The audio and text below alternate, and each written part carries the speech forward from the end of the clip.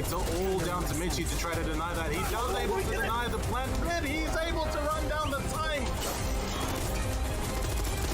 Here it stops again. One kill already done. Next kill already done. Numbers who usually went out, so they are going to pick it up through the wall. Camera in position. Get behind me! Tango located. Hostiles in sight!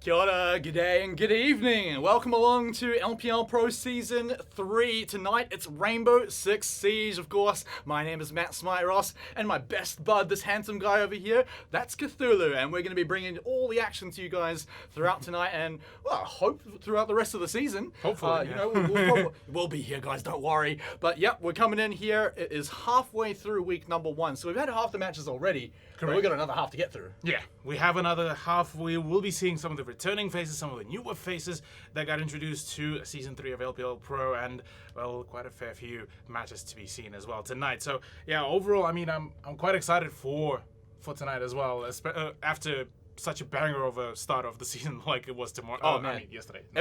Last night was great. We had some fantastic matches. Definitely go back and watch them, especially that first series yesterday between Ferox and PC419. That one went the distance. I guess that's a bit of a spoiler. Sorry, guys, but definitely check that one out. It was great. But let's catch everyone up. Let's find out how everything works here because, you know what? We've got to find out exactly what these matches mean because it is a 8-team round robin, and that's going to take us 7 weeks to get through. Every match is going to be a best of 2, so you can always have that chance to tie it up and make sure you don't get 2-0'd throughout that night. And then, of course, at the end of that, we're going to be having playoffs, which are going to be the good old elimination bracket, which is always a whole lot of fun. So definitely check it out when we get to that point in the series. But when we get to that point, that's when players are going to be playing for the prizes. So we got to check out exactly what they're going to be playing for, which, as you guys can see right at the top, we got $3,000. That's a whole lot of money to be playing for, especially when it's $2,000 higher than that second place spot. So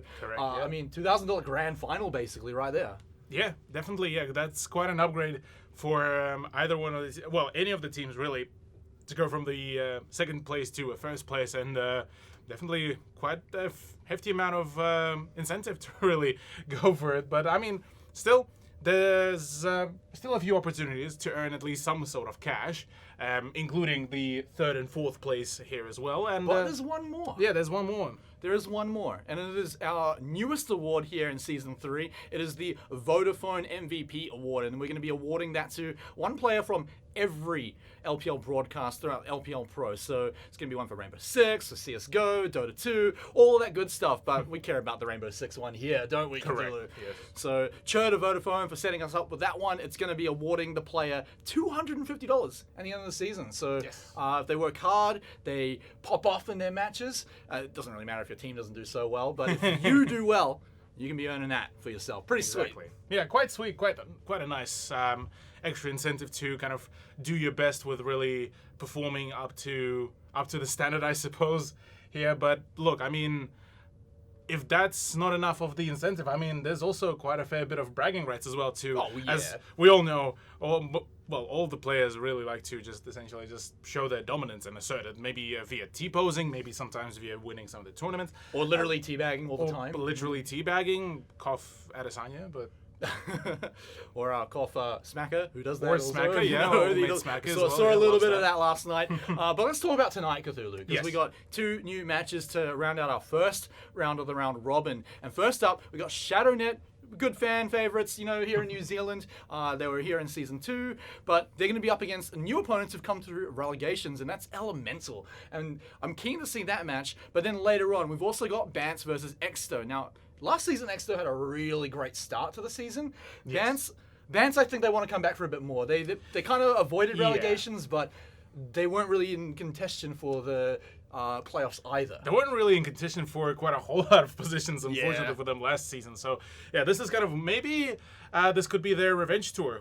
Who knows? But we'll definitely have to see how things will really unravel. Yeah, yeah. Well, I mean, we'll get a chance to see that when it's the second match. Of course, Exto is going to be a scary opponent. They had a great start last season, but let's zoom in on this first match. ShadowNet versus Elemental. First up, it's going to be ShadowNet. Let's take a look at that roster. Now, ShadowNet are a great team because they know how to take their photos, right? I mean, we've seen... Yeah, look at all... I mean, like, these photos are great as well. It's going to be Minxie as the captain, led along with Nova, Lags, User, who's a new face of the roster, and Space Prism. Yeah. So, I mean, these guys, we heard from Minxie last night that they've sorted their roster out. Does this look like a sorted roster to you? Look, I mean, they've had a few good performances. It's rather was just a question of stability in their performance. That what was missing.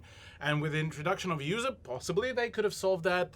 Space had a fair few good plays and a fair few hiccups. So hopefully in that department as well, they've managed to fix up their coordination. But yeah, overall, I mean, they had good ideas. It's rather the execution that was back in Season 2 was lacking. So this is going to be their first chance to really prove that.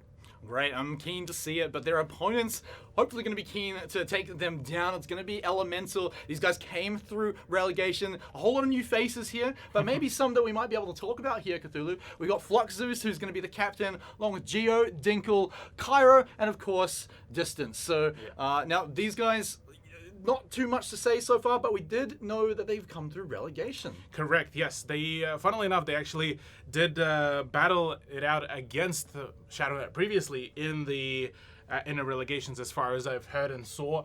And it was a 2-1 scoreline in Elemental's favor, which did, I believe, grant them either advancement in the relegation bracket or whether it was the actual win for the spot. But one way or another, Elemental, technically in that whole grudge match history, they currently have the upper hand. Yeah, I mean, last time we saw them, they beat ShadowNet. So, I mean, that's basically what we can say. It was a 2-1, though. Yeah. So maybe it could go the other way this time. I'm sure ShadowNet will be looking for that. But let's take one more look at, on a more individual basis, it's going to be the key player matchup, and it's the captains here today. So we know Minxie is a pretty strong captain. She looks after her team.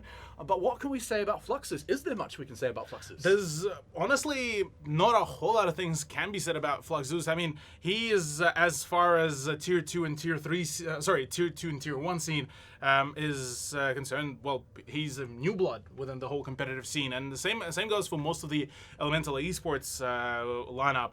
They all have just about to receive their first kind of, I suppose, the intro into the higher tier scene, and this is going to be one of their first proving grounds as well, which is going to be a very interesting thing to really look at, just because maybe they would have some of the unusual strats. Maybe they would try to invoke some of the strats from previous seasons that may have been long forgotten and will be quite useful here. So a fair few things could be under a very large question mark, which will be dissipated after this whole matchup done. But yeah, there's still a few things very much unknown about the whole roster. Yeah. And now what we can do, though, is we can take a look at the maps and get maybe a bit more insight on how this series can go. Because first up, it's going to be Cathay, picked up by ShadowNet. Now, these guys probably picked this map more than any other team in Season 2. And then after that, we're going to be going to Oregon, which is a bit more of a...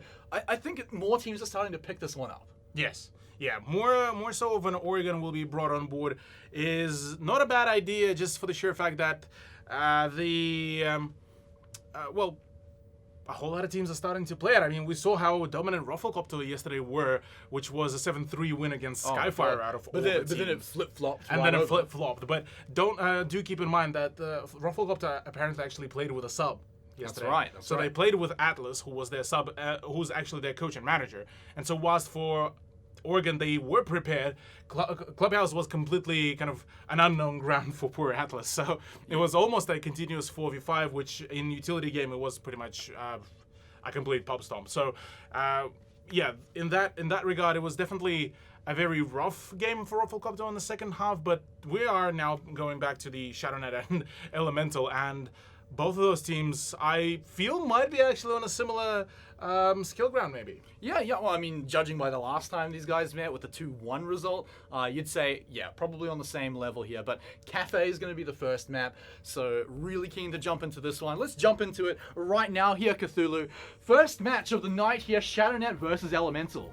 ShadowNet versus Elemental, indeed. It will be Elemental that will be on the defense first and will be the first to ban. The first offense ban is going to be Ace.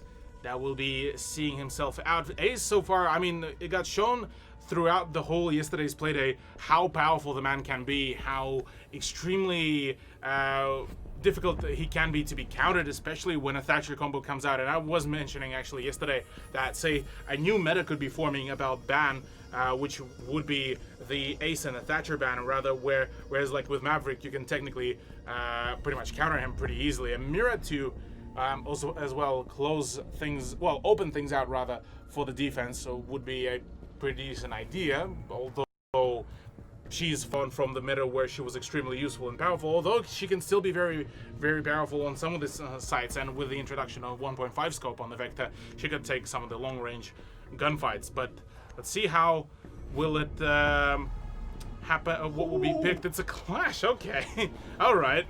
ShadowNet really do not want to get any of that in any shape or form, and would prefer to rather just go in and not deal with a defensive shield operator, it seems. Which is kind of interesting because we know that ShadowNet have actually played a fair amount of Clash. They're pretty comfortable with it. Yeah, they were actually the ones who frequently picked it on Oregon. They picked it a lot on Oregon. So I wonder if we might even get that banned in Game 2 by Elemental. But looking here in round 1 of Cafe, we got to start looking at what we've got already. So this is where ShadowNet love to bring out some super interesting things, usually on defense, I think. But let's take a look at what we've got so far, because everything looks fairly normal to me, but that Vigil stands out a little bit. Vigil does stand out quite a fair bit. It seems that they would want to get some roaming play to come around. Dinkle is one of those people attempting to pull that off. Interestingly enough, once again, we do see the appearance of Melusi, who has been pretty much a 100% pick rate so far throughout LPL Pro, at least in to my memory. Maybe mistaken. Unfortunately, Sketchy won't be here to gather the stats like a mad lad, like he did for Season 2, by the way. Mad props to him. But nonetheless, it will be interesting to see how the pick rates will be shaping up, especially with the introduction of Ace and Melusi. Yeah, well, we're just about to jump into it here. Let's kick it off in the action phase. The ShadowNet ready to jump in here, see if anyone's poking their heads out the windows. That would be a cheeky little thing to do, wouldn't it? Round 1 of your first match, going for a spawn peek. How naughty would that be? Yeah, that would be quite a naughty thing to do, really. But also a way to really slow down any kind of momentum that ShadowNet could be bringing in on board. So it wouldn't be a bad idea. Gotta say that. All right, well, Lags, the man on your screen right now, he had some pretty major pop-offs in Season 2. I'm really keen to see what he can pull out here as well. Because when his team gets him in the position to really go hard and get those flanks, get those swings, here's a man that can do a lot of damage. He's a man that can grab those triple kills and just suddenly turn a whole round around where you're like, ShadowNet, there's no way they can win this round, and then Lags comes in. I'm more so curious about how will User really perform here, and how would he be able to really frag out. But it seems like your pick, that is Lags, will be the one to kick things off onto Distance.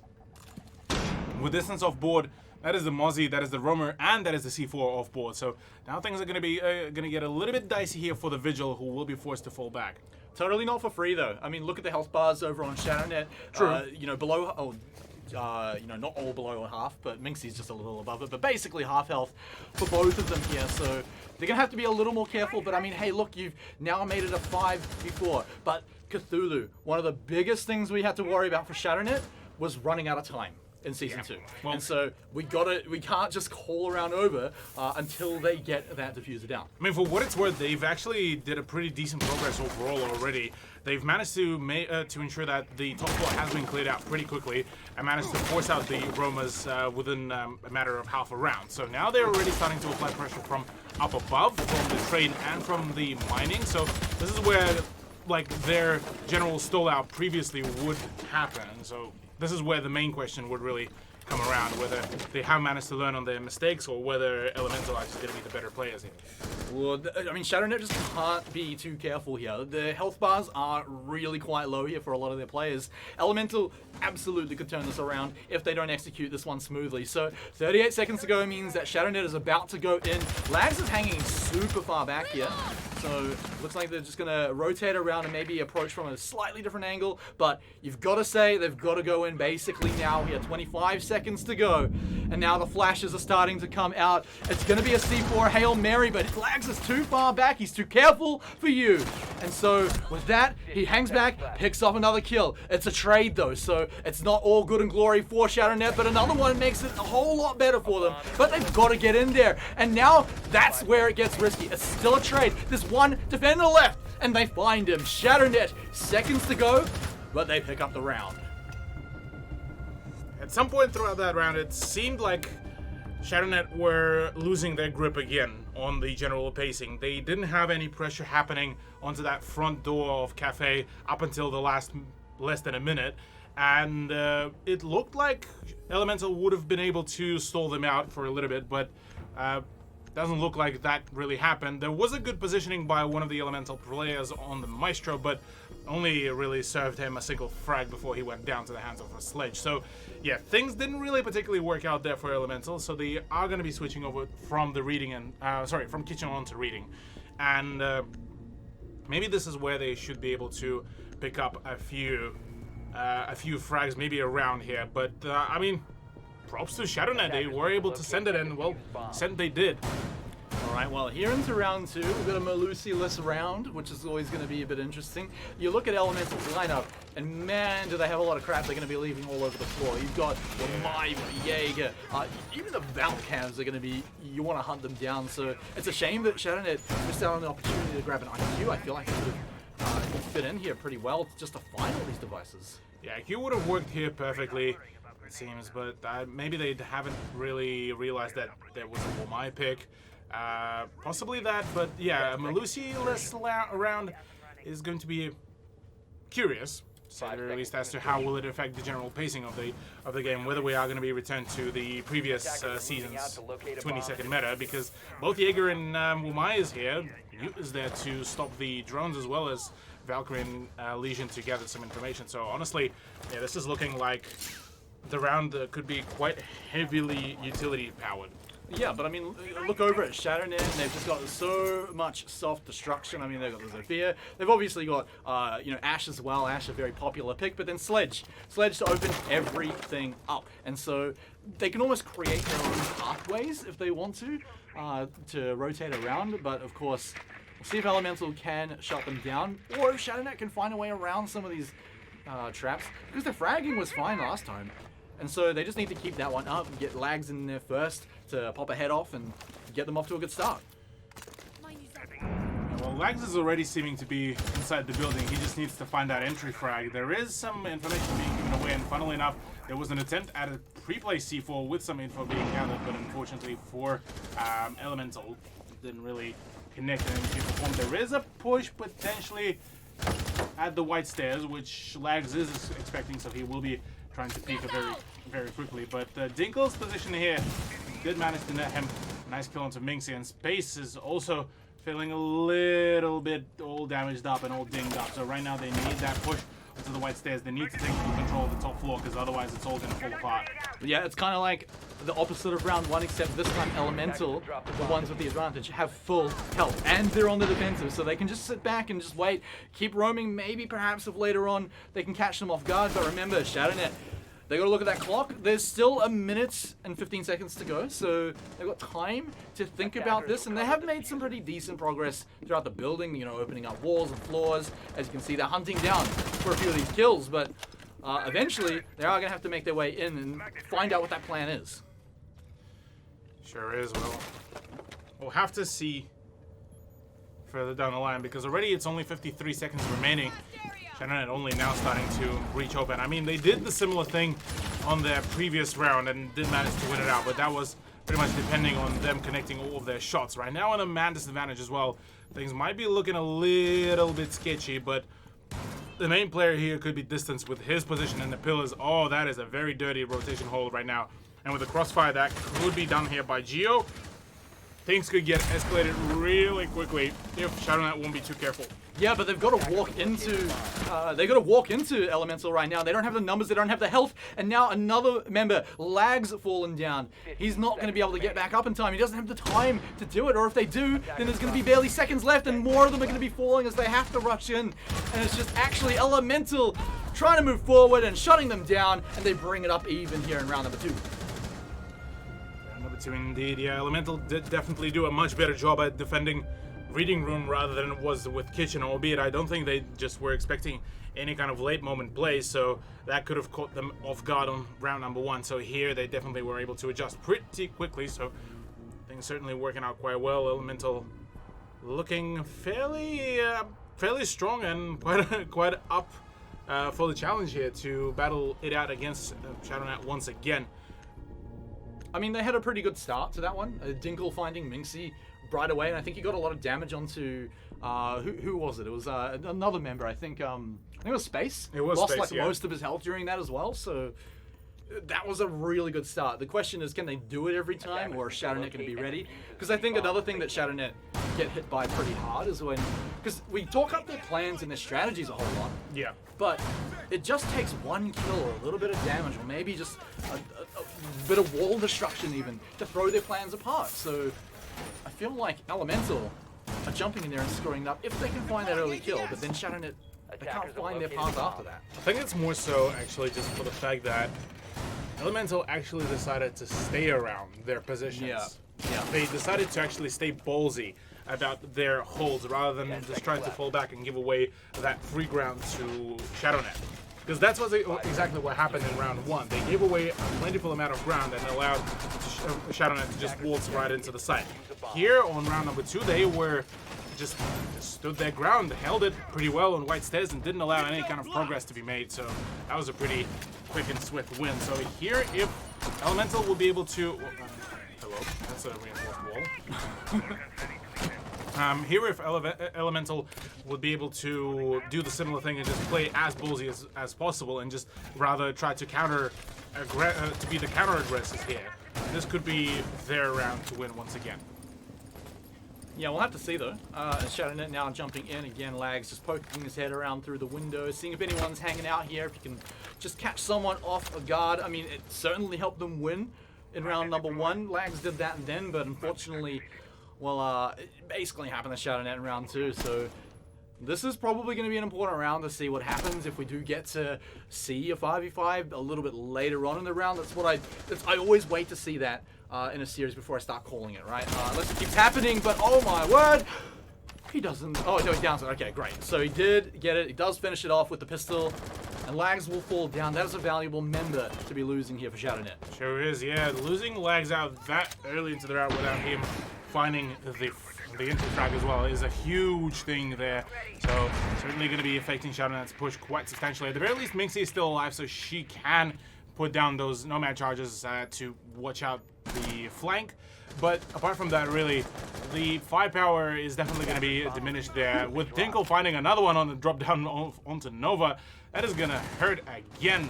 And that is the sledge gone off board. Minxie already took quite a hefty amount of damage, plentiful amount of just damage being already dealt back and forth. But Dinkle finally will be down, all thanks to the efforts of Space Prism right now. And so only downed, unfortunately, for ShadowNet. So Elemental will be able to pick him back up, and we are back to 3v5.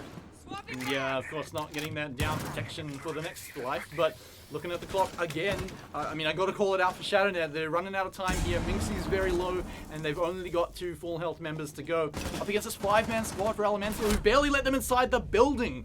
And Minxie takes only a few more steps to be taken out. So now it's just down to the dynamic duo here to see if they can get it done. But now it's just lonesome user here. If he's going to show off, it's probably going to be here in this round. But I feel like this is where Elemental cut him off and get their flawless round. Elemental just had a very nice, very well set up crossfire that they had. They had some presence in the bathrooms. They had the presence in the white hallway. It just, yeah, was all over the place really, and user just had too many angles really to contest in that hallway. I mean, that round, just Elemental did not let them inside at all. I Exactly. mean, you saw them anytime they did take a step inside, you know, they go through a window. Someone's just got a line of sight already on them. So, I mean, is it fair to say that was more ShadowNet just walking into Elemental's traps? Partially, yes. Yeah, ShadowNet just decided to go for, I suppose, try to match the ballsiness or the aggression of Elemental and just, well, unfortunately failed there. They still get a few more chances. The round differential is not that bad, but losing 2 rounds in a row, it definitely has to sting just a little bit. But the thing is, they're quite well one-sided rounds, I'd say. Yeah, they were fairly one-sided rounds. Gotta give it to Elemental. Yeah, they were able to just shut things down, sit pretty tightly, and just not allow any kind of advancements. The thing with ShadowNet is that they are sticking to somewhat of a very readable protocol. They get the breach on the hatches, drop down the hatches, try to clear off in a very kind of single-dimensional kind of mannered, stage by stage, floor by floor, and Very instead incremental. yeah. Whereas, say, where Dinkle was holding, instead of trying to flush him out directly in a gunfight, go into the trains, explode the floor from down below. You don't get rid of the of that ballistic shield, but at the very least you can apply pressure from a multitude of angles. Well, here we see Dinkle on the Vigil. I still wants that kill. I mean, yeah, this would be a great way to rub salt in the wound right now for ShadowNet. You've kicked them down a little bit, especially after that round 3, which was flawless. You get a spawn peek kill, and then suddenly their mental's really being tested. But unfortunately, you won't find anything just yet. But he's still Vigil. He'll find his moment later, I imagine. Right now we can see ShadowNet doing what you were just saying. You know, they're clearing out from the hatch above, dropping down, doing it incrementally. The thing is, Elemental surely will have worked this out by now. Yeah, Elemental right now gonna be sticking to their game here, trying to dictate their pace. Funnily enough, Distance actually doesn't want to be a ballsy player this time. He just decides to fairly promptly fall back off that ballistic shield. Back. Yeah, he pretty much just forfeited that position, albeit he didn't have the ballistic shield there, so at the very least he just gets to play around the white stairs. But okay! Alrighty, Dinkle goes in for the swing, finally gets not the spawn pick, but rather a very ballsy swing right onto the Jackal, and that is one way to really get rid of the roam clear. God, that feels so bad for Mingzi. She was lining up the shot, ready to get the kill, and just didn't barely get it. And got a little bit of damage, but felt like she had the jump. Now Lags thinks he's got the jump here. A little bit of damage traded onto him, a little bit of damage traded onto his opponent. The Distance maybe should be able to hold this one. Falling back down the stairs and falling down to his doom, but it is still a trade because he's got old mate Dinkle there. But Dinkle also will fall down onto the ground, and so now we're back to a 3v3 here, Cthulhu. Can ShadowNet find a way to break it in? I feel like this is their way back in. Maybe not anymore. It was there because Fluxus just goes in absolutely hard.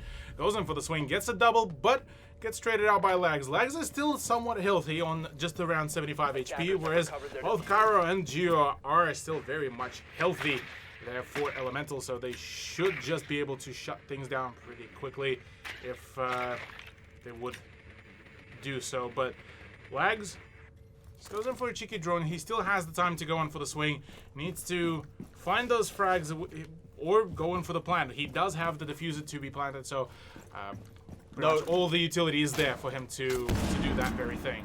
No way he goes in for the plant, right? It's just, there's no way Elemental are going to let him, right? Unless he gets one of the kills, maybe he can do it, but he's droned out so much. He's had time to do this, which is quite nice, but you can already see there's one person, so he's going to go for a few pre-fires to see if he can catch anyone off guard, but by now, he's basically shrieking, I'm right here, and he's going to take damage for it. Luckily not fatal damage, but look at that clock, Cthulhu. 5 seconds for him to get 2 kills. That's almost one.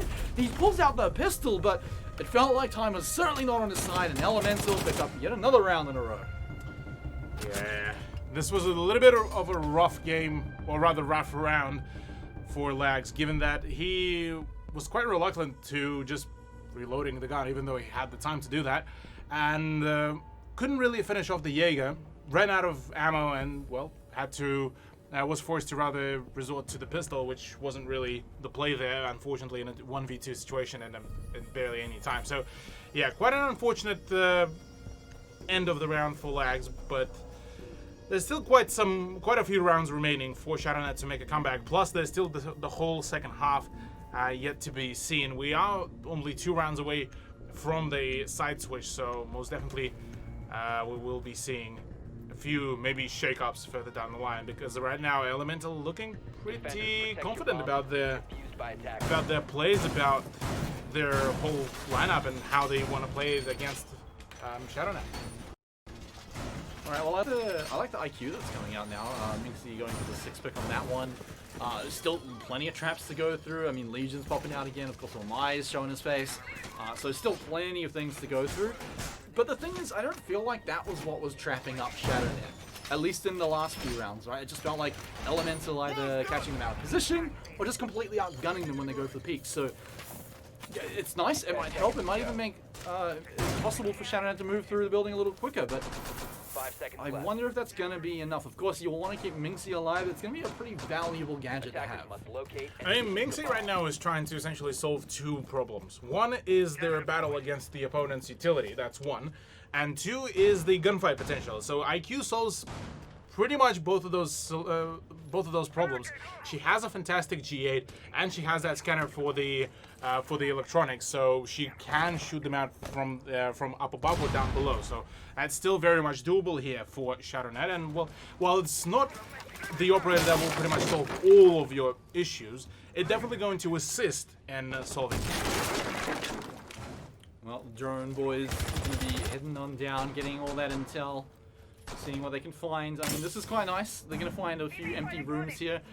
You know, obviously a bunch of the cams still up, so still got plenty of information for Elemental. It feels like they're not playing quite as ballsy in this round, but you know, they still have plenty of information. There's still, I think there was one duo that was still pushed up a little bit, but they might have actually fallen back by now. So I can't see them. Yeah, it looks like right now Elemental are playing for those C4 tricks with a plentiful amount of info gathering. Funnily enough, Minxie does manage to catch Karo off the guard with that Claymore, so that's already a good opening. There is plentiful amount of sound information that there is quite a whole lot of ShadowNet players that are about to, already pushing into the bar. So right now the main contestation is going to be for the Jaeger of Dinkle, who's sitting in the cocktail lounge. And the moment those pre-fires are going to start coming around, this is going to be getting really heated up, and he will be promptly falling back. Yeah, he's got plenty of room to fall back, and, you know, he's wasted enough time so far, which is quite nice. Now, as we just saw, Elemental got so much information throughout those Valk cams, just completely hidden. ShadowNet not able to find them. They might be looking and hunting for them now, especially with that IQ. Gonna be able to find plenty of things through the floor. But now with only a minute to go, let's see them get their final bit of droning going in. The good news is they've kept everyone alive. They've kept everyone mostly on full health apart from Nova, who hopefully will be able to just hang back a little bit. But importantly, they've gotten the man down. But as I say that, they lose User. They lose their Thermite. So things might get a little bit rough here. Cthulhu. I said Cthulhu.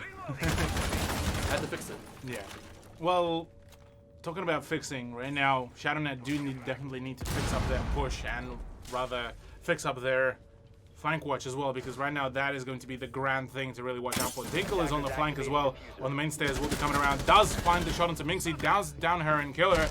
There's already a flank by distance as well. Plant is at the very least down. Nova does find a shot onto Geo, so right now this is a bit of a much more even fight, and even more so now in favor of ShadowNet, as it looks like they're just about to break that curse. There's already another kill for Space, and it's all down to Fluxzeus, who's just on a slither of health. Tries to maybe find a few more exit frags, but right now he knows that things are certainly not looking too favorably here for him. Needs to find that shot. He knows that there's somebody playing, but no. The reaction speed of Nova is a little bit better here than Fluxzeus, and ShadowNet do manage to finally pick themselves up their second point. That's always going to feel good. I mean, that resets the mental. It shows you that, yeah, guys, we can actually win these rounds. You know, that we're not just getting rolled over after that first one. It wasn't a fluke. We're still in this. And I really like that round from ShadowNet. I mean, definitely. I liked how aggressive they were able to push back Elemental. It did feel like finally we saw Elemental actually have to retreat from some of their spots here. Yeah. But yeah, I mean, good on them to pull it off. I did get a little bit worried near the end where they were starting to run out of time, but they moved in, they got the plant down, and after that it just felt like they were super comfortable. I was more so concerned about the flank watch when Dinkle managed to get the kill into Minxie, and he could have snowballed from there on very quickly, but alas, that didn't happen, thankfully for ShadowNet, and they were able to make a pretty swift return. So now we are at 2-3 scoreline. Only one round remains before we go for a side switch, and right now ShadowNet will have to push bar, bring it in just about the same lineup, really. They have the Thermite, they have the Zoff, Sledge, Ibana, and the Ash. For the defense, I mean, the only change up that we do see is Distance bringing in the Castle, but pretty sure he was bringing in last time Elemental defended the bar side. So not a whole lot of changes. Curious though how will the round will be played out differently, or whether it will be in it at all. Yeah, no, it's the exact same operator lineup, which is quite good, quite consistent. You always want to have a lineup that you're very comfortable on, so good to see that one coming out. See if ShadowNet can pull off a win here. They get a little bit of damage onto the Goyo, but he'll be able to just run away and not really worry too much. It's just their way to nerf Fluxus. Yeah, give him a little bit less health. Yes. No, too powerful, so you get. He didn't need that. What is that? Like 85 health? I don't know. Yeah, just about around 80. He didn't need that health. That's fine. It'll buff out. Talking about yeah, he'll call up Doc and he'll call up Doc. Yeah, just like it's a new siege thing. You can go on a hotline bling. Well, it's the last round on this half, so afterwards, you know, the Goyo can retire for a bit and just go catch up with Doc and mate, heal me up. Yeah. Oh, but he's got to live. Yeah, he's got to live through He can't that. die in this round. Yeah, true. Well, there's a quick riddance of one of the, I believe, Goyo shields, in the cigar shop. So at the very least, there's that. No more of the cheeky angles that could have been held from the shop, but really quick. There's still a very ballsy position of from his position, bang on in the middle of piano, and nearly pays with his life as he loses just about down to the last quarter of it. Yeah, Distance as well seemed to suffer the same sort of fate. Another Vulcan shield will fall. He's feeling a little bit pinned down here, so he's just gonna have to aim his sights on the doorway, make sure. Oh my gosh, he spots a toe, and he finds it. Yeah, well, does find a very nice cheeky bean there to shoot at. That will be the headshot for the man. And that is the pressure of the white stairs completely gone. So now there's some more safe space for Elemental to fall back on, although Geo now gets quite tagged up. Finally, Dinkle will be down, but once again, he's in a similar position where he's able to very promptly fall back, drop down the hatch, and will be picked up by his teammate. So it's only for a limited time. It will be a 4 versus. Yeah, in fact, now we're already back up to that 5v4. ShadowNet pushing forward a little bit, but the job's not quite finished, and they actually have still a few rooms to get through. As you can see, they still got to force Elemental to retreat through, what, 1, 2, 3 maybe rooms to actually make the progress. And they've only got 40 seconds to do this, so it's got to be a big rush here. Already we can start to see some of the utility flying out, but a trade already. But that's certainly in favor of Elemental right now. They are happy to grab trades and run that clock right down. Lag's still looking for anyone that he can find here through the walls on the side. Where are they? Where can he be killed before he jumps in there? Moving up the stairs, but moving in, they've got to go pretty much now. And do they even have the... Yeah, they got the diffuser, so they can get in there. Oh no, up the stairs. And it was a mistake. The final few gas grenades now being popped out, but the plant is going down. There might be one gas grenade to deny that, but it doesn't look like it's going to be popping out if it's there. So they do get the plant down. We have a 3v2 retake situation. There's already one of the pushes. I believe that's Fluxus actually coming around through the piano. Yes, he is going to be trying to find that kill onto Zoff of Lags. And right now, the Thermite just gets absolutely just popped out on and fragged out. But Fuse is still down. Lag still has a very powerful position, but he's right now in a little bit of a coordinate position. And gets a swing right onto his shin with that SMG-11. That's another round for Elemental, and we are going to be finishing the first half in the 4-2 fashion. Yeah, I mean, a really strong start coming out from Elemental. A lot of those rounds looked just completely in their favor. Really good look for them so far. I mean, this is the last time we saw them play each other. They did take out the series, so, you know, if you're betting on a team, then you'd say, yeah, Elemental should be looking like the stronger team, and yes, so far it looks like that is the case. That said, though, ShadowNet, I mean, they've had some good rounds and some good openings, but other than that, I mean, I feel like once they get behind, it's just so hard for ShadowNet to come back. And they're running into a similar thing with what has been happening to them in the previous season as well.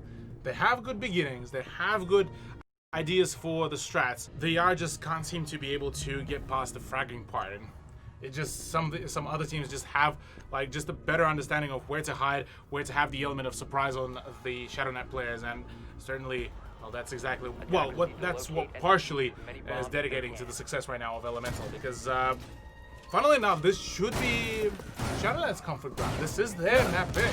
I mean, out of all the things. They've been on this map so much. It's been with, what, 4 out of 5 of the roster as well? So, correct, yes. You know, this should be their playground. And yet Elemental are coming on, pushing them off the swings and saying it's their turn. They're doing loops around the swings, you know? Not falling off either. True, Like, true. they fell off twice. But even then, like, it was in such a close, tight manner that there's really not a whole lot of... Well, there's a great variety of ways, rather, that they could have done, and they wouldn't have lost those 2 rounds in any given form, and they could have just kept on dominating the play in any variation. Because, I mean, this so far performance from Elemental has been definitely very dominant. So far. But of course, I always like to say, you can't truly know until they swap sides. So here we are in the second half. We'll see if Elemental are going to be just as successful here on attack. They did get some pretty excellent defensive rounds. Maybe this is their playground. Maybe this is the side that they are really picking Cafe for. Well, we'll have to see, because looking at the lineup, it's not entirely different. We do see the introduction of Buck by Fluxus, and ShadowNet do end up bringing in the old meta, you could say, lineup with the Jaeger and Wamai, as well as that a Goyo and a Smoke, and to be backed out later on with Maestro as well. So, yeah, overall, this is looking like a pretty standard last season lineup, which could be also partially an issue for ShadowNet. If they are still playing partially in, you could say, in the past, this could affect them going further down the line and playing against some of the other teams. But you can't undervalue comfort picks, though. True, Right? They could be very comfortable on this. I mean, that's probably the reason they picked the Cafe itself. So, this should be, you know, similar to last season, which they played a lot of, by the way. Could be not so bad after all. It could be a pro or a Connor. It could be a little bit of both, but we'll see. As one of the Vulcan shields has already been ripped apart, so Elemental already starting to make some progress here, but you know, we've been yammering on and half the rounds already been taken away here, so Elemental have opened up a whole lot of walls. They can see right onto the site. They've pulled down a bit of utility, but the question is, are they going to be able to pull off the frags? I'm changing It's going to be the big question here, I gotta say. Cairo trying to find a few poke points, or rather poke holes around the place, but can't seem to do much. That Wamai has been completely ignored of user. Nova goes in for the swing, gets the frag onto Dinkle, so that is a solid beginning. Now both of the remaining Elemental players are now having their sights trained right on that position. There is also presence of the Wamai of user in the freezer, and I that is love another that. swing. Nova gets another one onto Geo, and distance is also very heavily tagged up. Finally, Cairo does manage to rendezvous with the team as well, but look at this. Not a single bit of damage has been dealt to any of the ShadowNet players. I love this usage by Smoke, by ShadowNet, and Nova specifically, right? Aggressive pushes, but also just having the gas grenade and then going into it, you know, take advantage of the fact that Smoke can hang out in his own gas grenade. Throw a C4 onto it to feel even better about it. He'll eventually get dropped down user, but with only one person left and just as many hit points on that person, well, ShadowNet finally, they pick up another round and they're evening it up a little bit more, and maybe defense looking a bit better for them. Yeah, definitely looking like this could be their strongest suit here on Cafe. Maybe this is where they make the big comeback, who knows. But at the moment they managed to shorten the round differential back to a single round, so now if they are able to hold the kitchen service and cooking pretty well, they should be able to even out the scoreline, maybe push into their point advantage later down the line. So we'll have to see, but yeah, from Elemental, there's a little bit of a disconnected push. That's probably the only way to really talk about it, because allowing Nova to swing that wide and that hard on you with the SMG-11 2 times in a row, that shouldn't have happened. Yeah, there's no way. face No, Nova should not have been able to get away with that. At least the first one. The second one you can kind of understand because the gas grenades there, they're repositioning and all that, and not to mention, you know, it's a bit of visual obscurity throughout the. It's like a yellow smoke grenade that you can kind of see through, but. With that anyway, I can't imagine they'll let him get away with it. The next time it pops up, of course, this time it's going to be lags. Popping off on the, sorry, that's a mute actually. Those icons, man. You gotta look for the tape on his mask for mute. But yeah, so no smoke this time. I feel like ShadowNet really thrive on comps that get to run smoke, but here we go. They're more going for a bit of just area denial, not letting them get any kind of you know, they bring out the Kaid along with Bandit as well, so they really don't want breaches to go.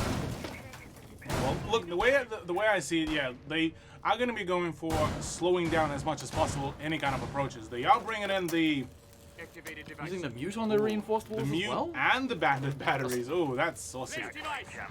And it's a perfect position as well, so that it doesn't actually destroy the mute jammer as well. So that is a very good idea. But also the introduction of Melusi to the roster as well for the defense of ShadowNet should be a very interesting concept to say the very least, just because it feels like it was Melusi who ended up replacing the smoke.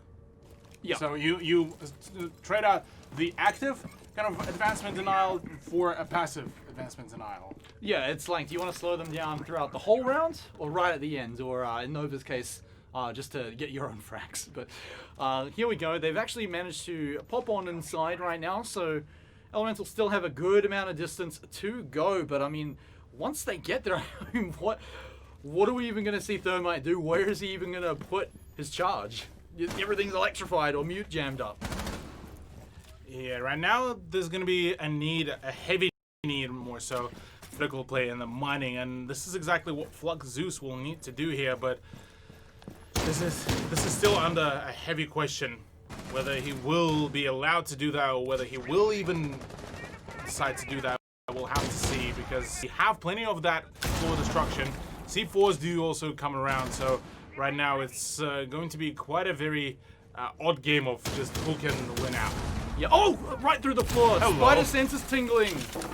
And there it is.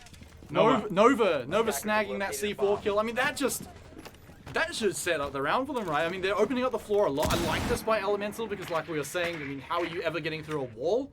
But, I mean, this is where the round has fun for them. They've got to get a huge advantage through the floor. But now they're starting to push down onto the site.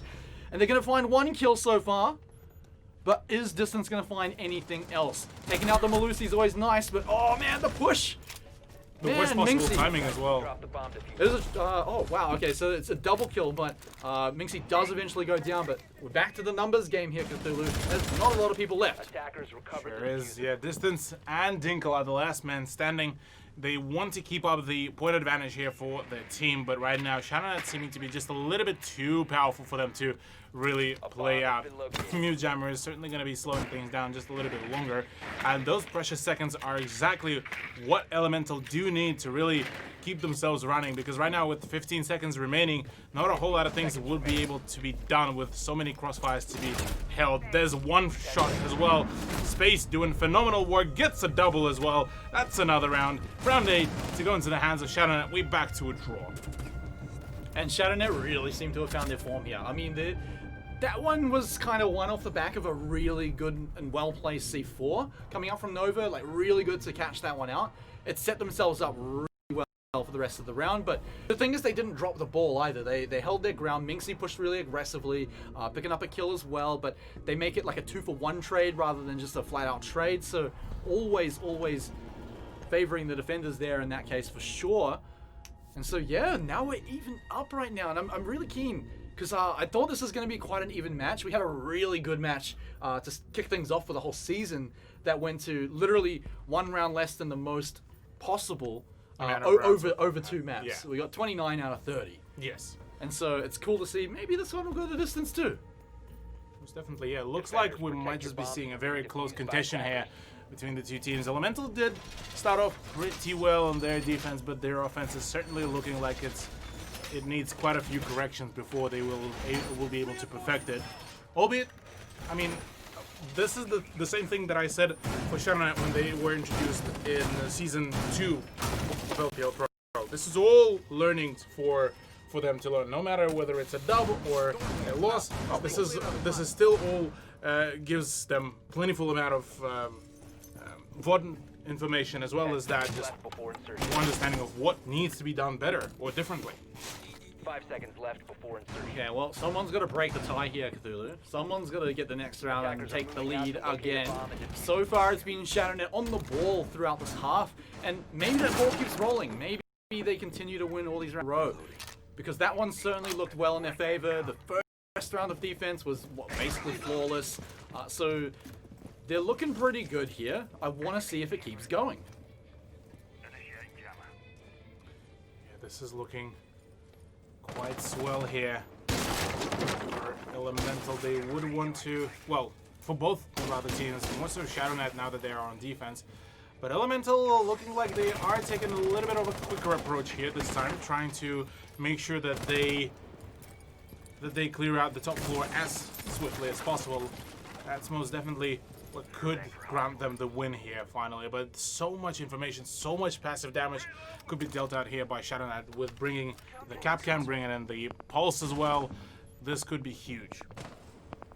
Yeah, Pulse just going to give them so much intel as well. We've seen with the very fun C4 kills. I think ShadowNet picked up a lot of C4 kills last season as well, now that I think about it. But we'll see if it continues here, because they've got the Pulse, who's probably one of the best mans for that job.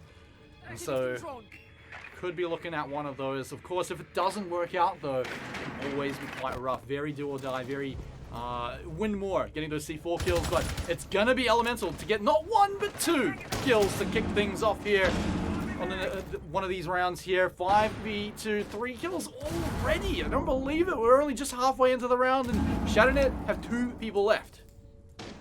There is, yeah, ShadowNet all of a sudden, the moment I started, it seems praising them, or rather thinking that they might have the upper hand with some of the unconventional picks.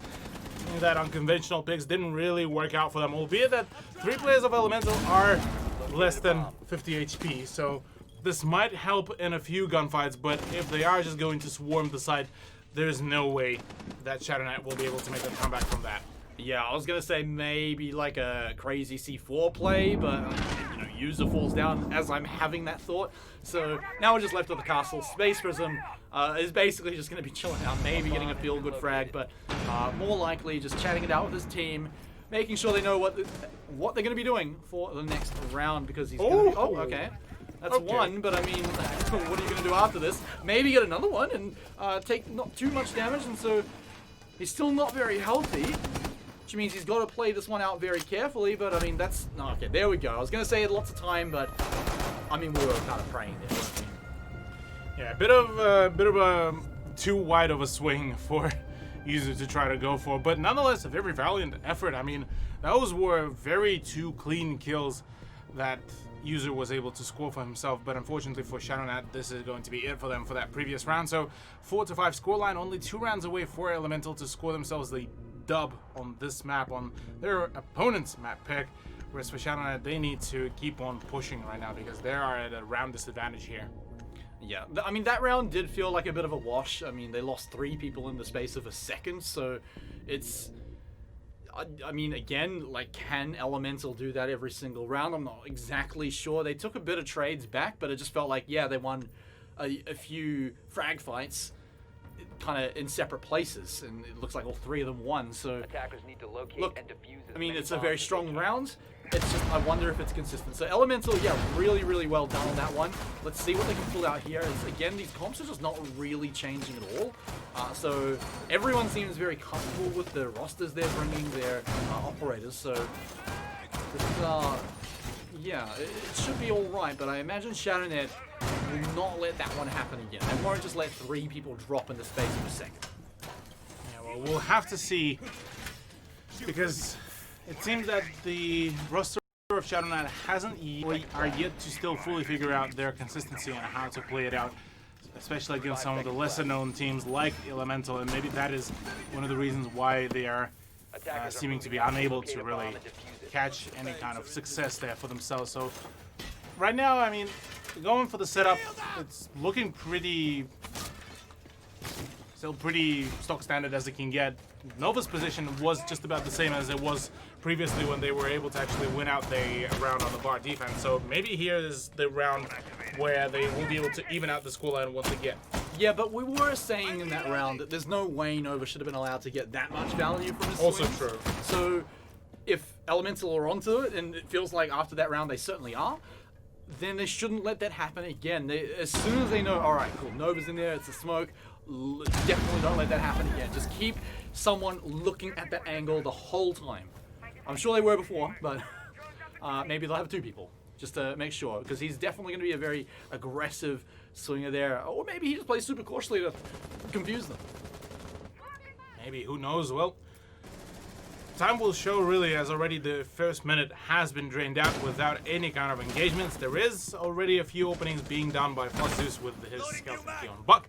But apart from that, really, it's more so a game of just trying to get rid of as much utility as possible before the push really commences. There's already some damage being dealt to User, but he just keeps on dishing out the frisbees to try to catch as many of the projectiles as possible. And it's Cairo to kick things off onto Mingxi. That's an RIP for the Goyo, who tried to go in for the flank, but alas, couldn't really get anything working. Yeah, so just a little bit of damage traded back, so maybe they can find something with that, but it's Lags, who finds his own kill just completely for free and sneaks on right out of there, exactly back to the position he wanted to be in. What are we up to here with these Maestro games? Someone deal with that. No one wants to just leave them lying around, but yeah, I mean, they get some intel out of that. The kill off the back of that too feels really good. Always nice. With Dinkel off the board, certainly things are going to be looking a bit more uplifting there for ShadowNet. But right now they want to get rid of Cairo. The man can be quite a menace as well. I mean, look at this. He's already on 6 kills. And will be potentially looking at maybe scoring himself maybe a 7th. But distance already gets down amidst all of the gunfights. Lags once again, gets himself a double kill. And now we'll be starting to get pressured from both angles, actually. The white stairs will be pressured. The piano as well will be pressured pretty soon. That's a flashbang going off. There's another one to go off as well. Poor Lags just not feeling it. Nova's downed as well right now, but it won't be finished off at all. There's another swing. Oh, no ammo, no health whatsoever. Triple kill for Lags here. Gonna be trying to maybe go in for another swing. There's a kill for Lags. It's a quad kill. Can he find the ace? No, he won't. It's User who will be denying that very thing, but nonetheless, ShadowNet do manage to even out the scoreline. Scumbag User stealing the ace. He's gonna get kicked off the team now. They're gonna say, no, we wanted that for Lags. Just kidding, User. Picking up the kill, securing the rounds, and tying us up back again. We might actually get the overtime here, Cthulhu. Yeah. I'm kind of excited. I'm bouncing up and down here, ready to go. I mean, hope you're ready to stay for a while, because yeah, I mean, look, we knew the first match was going to be pretty even. We weren't really sure exactly what to expect here in ShadowNet versus Elemental, but I mean, the fact that they're going toe-to-toe, ShadowNet looking very strong on defense, but so did Elemental. So here it comes. Is the Warden actually... No way it gets here instead of the Malusi, right? It looks like it is. It appears so. It appears he will be staying around instead of a Malusi, which is probably one way to really respond onto the rather one of the players that is Users really just the man doesn't want to deal with the flashbangs or the smokes for that matter, so just wants to have a little bit more of the gunpowder utility here for himself and do a little bit of that shield action maybe. I'm not too sure whether he picked the shotgun here for Warden, but if he does, that's going to be a very up close and personal Warden, because the P10 wouldn't be able to match the DPS, or at the very least the stable DPS, like say the MPX or the SMG-12. Yeah, well, we've seen them play pretty aggressively from there, and they kind of have the space to do it as well, Cthulhu, because, look, again, we've seen this roster lineup before, you know, apart from the Warden, is that we've got Bandit, Kayed back, along with the Mute, so they are locking these walls up there, not letting anyone inside, so the floors are going to be where we're playing around again, but ShadowNet caught a really good C4 to kick off a round like this before. They're not always going to be able to get that, but we'll see if they can. Lags was the one that found it before. Lags needs to keep up his game here. He was the one who kept on pushing the team. with him, Nova, and Space as well. Those are the 3 players that are currently top fraggers of ShadowNet. I mean, seeing user kind of chugging, but haven't really seen a whole lot of highlight gameplays apart from a few attempts at the exit frags. But right now, ooh, that's an interesting way for Distance to really try to clear out the bathroom just by trying to get a few punch holes. But usually when you try to go for the punch holes at that really up close and personal kind of potential engagement, you could catch a few bullets out. It's real risky. And it's quite risky as well. But thankfully for the Elemental player, there wasn't any presence whatsoever. No presence actually, for that matter, on the second floor as well, which is quite concerning for ShadowNet, as it would have probably wanted to have some kind of roam up there, or maybe a duo roam, but alas, won't be happening. No damage yet dealt, but we'll have to see. They've got 1 C4 left. They've actually gone for 2 attempts so far, missed both of them, didn't get a lick of damage.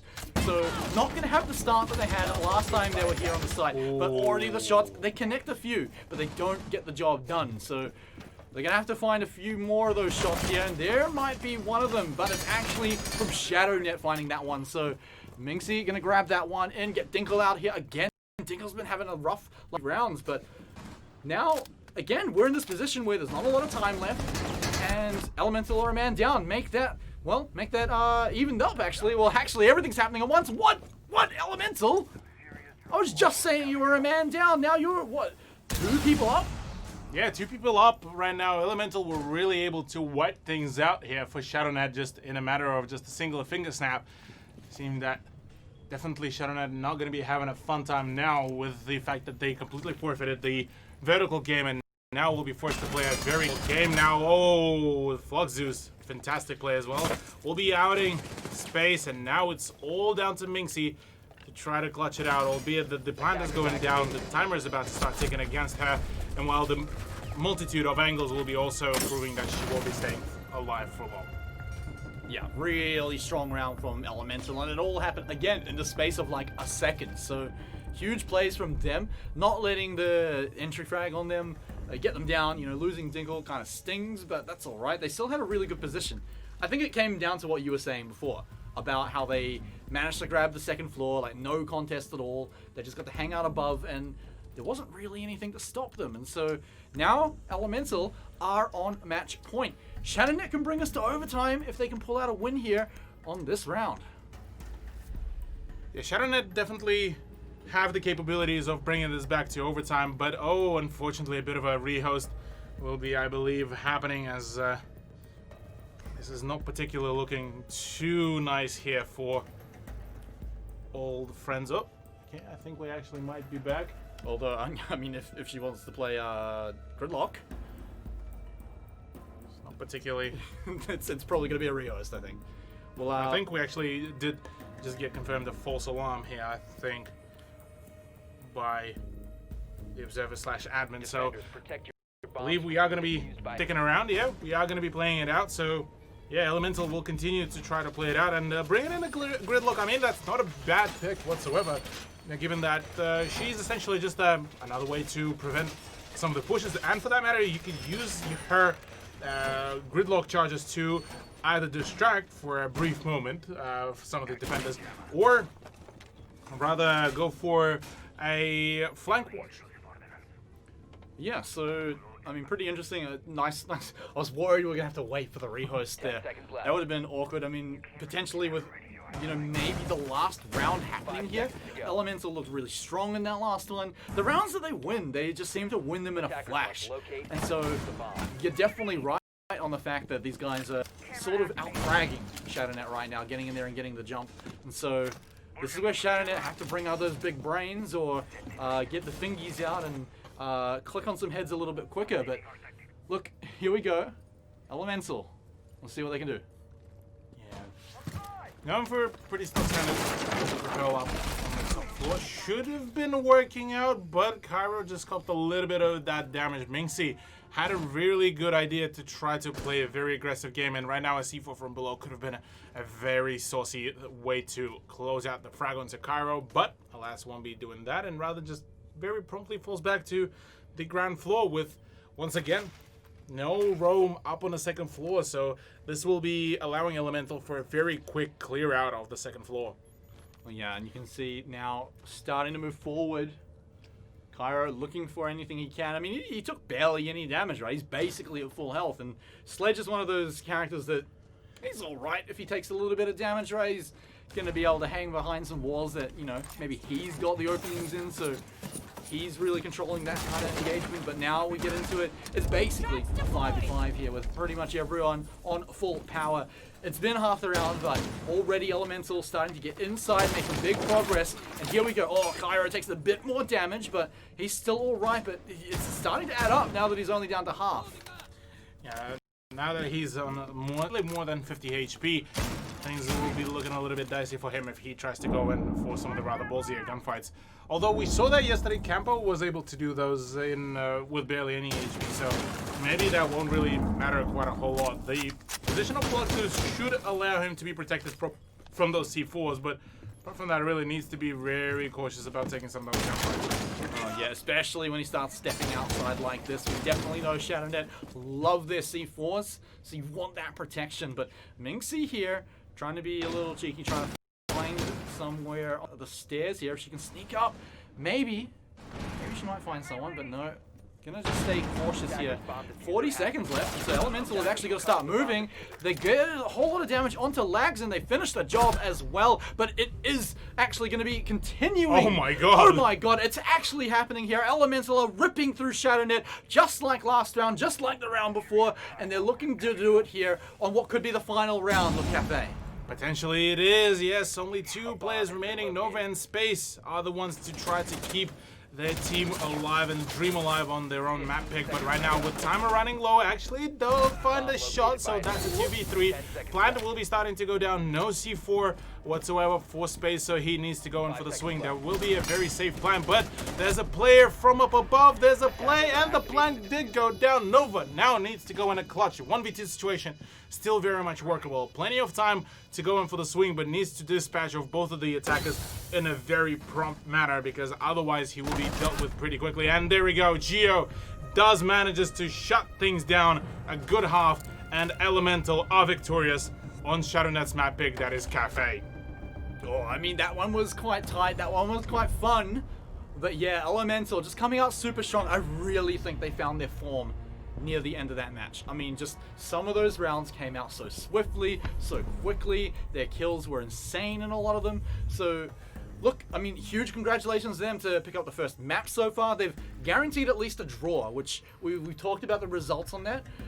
Against ShadowNet, I feel like you really want to get the 2-0. Now that they've picked up that first map, they want to get that 2-0. It's not like last night where some of the teams could have been happy with a 1-all. Yeah. Right? This is where, no. 1-all is not good enough for us. We want to go in for the 2-0. Yeah. For ShadowNet, they would want to still play for maybe an upset and try to keep it down to a draw. But yeah, Elemental certainly looking like they feeling it. They want that 2-0. It's so on the table still that possibility, and if they do continue playing in such a very pretty well coordinated manner, now that they finally managed to adjust to the general pace as well of ShadowNet, they should have no real issues on Oregon to really dispatch of ShadowNet. Yeah, and speaking of Oregon, it is their map pick, and ladies and gentlemen, it's coming up right after this break.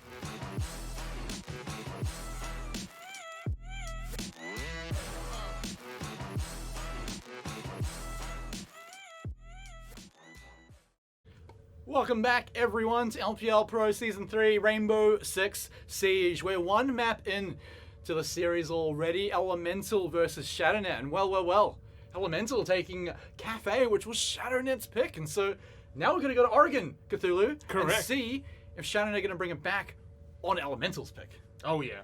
ShadowNet will get another chance. They've played a little bit of Oregon last season, but look, I mean, overall, ShadowNet looked a little bit on the downside, playing kind of a bit of a one-dimensional play, I gotta say. Even whilst they were on defense, they had a few good ideas, a good peaks, and a few good rounds. But apart from that, unfortunately, a 7-5 was the final scoreline for the Cafe for their own map pick. So Oregon is going to be where they will continue the clash, which, look... So I double-checked, actually, when in the bans and back on Cafe, it was Elemental that banned the clash. And so, not too surprising because ShadowNet pulled it out a whole lot, but coming into Oregon, we know they really like Clash Yes. on Oregon. So I can imagine already I'm calling that one to be banned out. Probably even the first ban when we get hit Potentially, the yeah. defending operators. But yeah, I don't think ShadowNet's going to be able to pull it out. And I think that might have actually been like their pocket pick, their little flavor that they bring. Yeah, the little flavor, Because yeah. because what we saw in Cafe was very much just, you know, the same lineup that we see a lot of teams play over and over. Actually, hold that thought, because ShadowNet were also practicing occasionally a Monty pick in Season 2. And they did not touch him at all throughout the Cafe, which is a bit of a odd thing to do, because if you are practicing that kind of the shield pressure strats, at the very least you should be able to still bring them around for the attack. And for the attack, for some of the pushes that they were doing, they could have done it really well with the assistance of Monty. That could have been done very quickly, very swiftly. So look, I don't know what particularly is happening with ShadowNet tonight. They definitely are putting up a much bigger battle here against Elemental comparative to some of their previous matches in Season 2, but it's still not a dub. I do feel like we're being a little harsh on ShadowNet because they did fight back pretty hard in that one. They had a pretty weak attacking side, but after that, they came back on defense pretty strongly, and it was still a 5. True. So it's not like it was a complete stomp coming up from Elemental. Very competitive map, and so the question is, I mean, is the fact that they've picked Oregon here, does that make Elemental way more in favor? Are they going to pull out some of their own little secret strategies, or is this going to be ShadowNet invading their playground? Well, let's have a look, really, because ShadowNet do definitely have made a few adjustments, and it's definitely been a much better play. First things first, it's going to be ShadowNet that will be banning out the attack. Curious if that will be, once again, the ace ban, or are they going to be going for something like a Maverick or a Thatcher? Well, it's going to be Thatcher to be banned out first. No wonder the man, even after all the changes, has been very powerful with his EMP grenades, especially in the combination with Ace, but we'll have to see if Ace will be banned out here by Elemental. Yeah, surely Ace is the ban here. We saw one map last night out of 4 that he managed to slip through. And it looks like it's going to be Habana instead, okay. Interesting. So Ace will be once again present on the Oregon like he was in a game of Rufflecopter versus Skyfire on Oregon. So he will be given free reign here. I'm curious if either one of the teams will actually pick him, because he would be a huge addition to the attacking side once that happens. Once again, another Clash ban, like you predicted as well, Smite.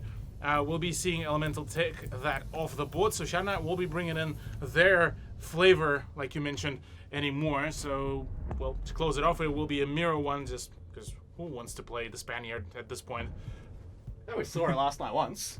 True, but we didn't really see her pop off as much off that one single play. Yeah, there wasn't too much going on with that, but let's jump into it, Cthulhu. Let's jump into our next map here on Oregon. We've had the bans already, so let's see what the picks are going to be. We did talk about the fact that, you know, there's not much of a flavor for ShadowNet apart from their Clash, but I mean, I'm looking what Elemental are hovering here, and they got to go with at least some of these. Oh man, that's even better.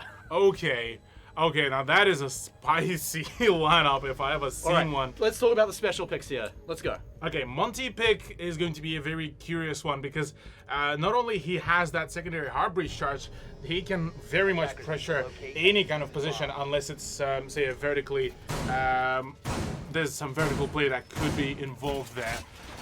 For not bringing the hard breach. Yeah, for Monty. Yeah, not bringing a hard breach for Monty. So they still left with Maverick of Flux Zeus, and they still have the Ace of Geo. Plus, then to add things up, 2 very aggressive soft breaches in the face of Ash and Ash 2.0, aka Zafia. Okay, so basically bringing every other hard breacher. I mean, poor Thermite, I feel like he's been left in the dust a little bit, but he still pops up. Look, we saw him last map. Ultimate Thermite was able to stay relevant for the meta for just about 5 years, and finally he's being dethroned by the, I believe that's Norwegian counterpart that is Ace. I'm I don't actually know it off the top of my head, but yeah, I mean, it's pretty easy to stay the meta pick when, you know, you're one of like 2 or 3 people that can do your role, so Yeah, I mean, look, it's nice. I like to see the variety. I like to see different types of hard breaches. I also like to see Habana banned. That's not that I hate Habana, but it just throws a little bit of spice into it. You alright, Norwegian? Norwegian, yes. There you go. I actually didn't mess that part up. So yeah, but honestly, I mean, Thermite is still has his own niche kind of play where he just gets to make what he says a really big hacking hole. Yeah, well, I mean, a tiny little hole, a whole lot of tiny holes can be made by Maverick here, so they're likely going to be looking to actually just going to use the ace to open it up instead, so just take their time a little bit on that one. But look, there's 4 people here, so they're making a pretty strong push. Of course, everyone can go ahead and hide behind the mountain if they need to. Or actually, it's going to be the mountain pushing forward. Yeah, mountain will be pushing forward, but there's going to be a whole heap of the magnets to defend the position of that ballistic shield. Finally, it will be going down, I believe. So, at the very least, the mountain will be able to keep on pushing forward. But there is that smoke of Nova, who is very much ready to shut things down. Another one will be going in, but Monty will be just chugging straight through it. Will be forced to fall back and will be falling through the hatch, but that only allows Gio to open up onto Nova and get rid of him. So that is the full control of the attic now in hands of Elemental. Yeah, I mean, ShadowNet basically opened the trap for them to walk into that one, but yeah, they managed to walk in, get out of there. They had their escape plan, and so yet another one falls down. It's now already a 5v3 again. Of course, they've lost a whole lot of health over there on Gio, but you know what? He's kind of done his job. He's already opened up a bunch of holes. He's able to do it from a distance as well, so he's okay to do that on low health, nice and safely. And of course, you've got Monty, so he's going to be able to protect anyone on low health as well. So look, moving into this one, it's got to just be a clean final push here. That's not the start that you want. Losing out your Maverick first, losing out Gio. Oh my gosh. Oh my gosh, everyone's just dying. Minxie is part of the party as well, and now we're down to a 3v1. What on earth? What on earth happened there for Elemental? They just all of a sudden fell apart. Oh, don't do it to him. Dinkle is there to redeem that issue, though. Does spot one of the players, but the 2 remaining are just able to shut this down, shut this whole nonsense down, I guess, at this point, because the way how ShadowNet dispatched off the whole push of Elemental was absolutely phenomenal.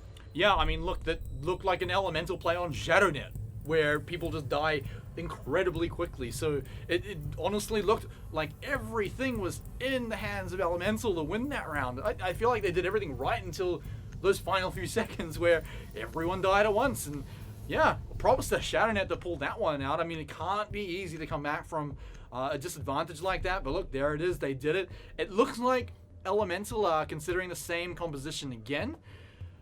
I mean, maybe they're going to try and bait something out of Monty, but I don't expect it to come out. I think they're just going to run with the same kind of deal here. ShadowNet, though, I don't think they can be super comfortable after that first round, right? I mean, it was great that they managed to pull it back. It's a good beginning, yeah. But you know, that first part of the round certainly did not go well for them. Elemental had control of it until they made that push.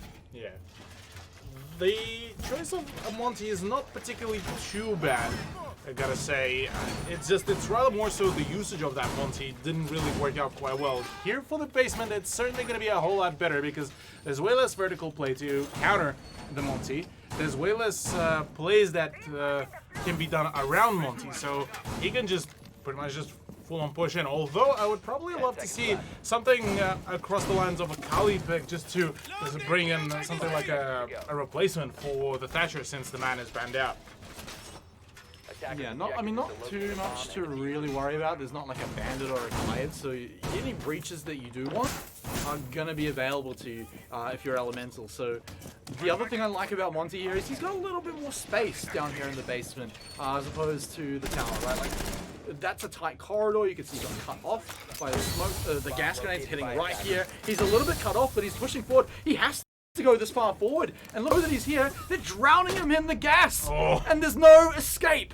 At the very least, there was a trade, so Nova did drain out all of his smoke grenades and was able to take out the Monty. So at the very least, there won't be that impenetrable shield that can be destroyed only with explosives or gas. So someone pick it up, come on. Yes, someone could probably pick it up, but at the very least, that's a very powerful position and an unreinforced wall. So another way to go in for the push for Elemental, which is a huge opportunity here for them to play against ShadowNet. Now the question is, who suffers more? Because you've lost a smoke, you've got no ability to run down the clock. I mean, Goyo can buy time a little bit, but does Elemental's composition just fall apart without the Monty?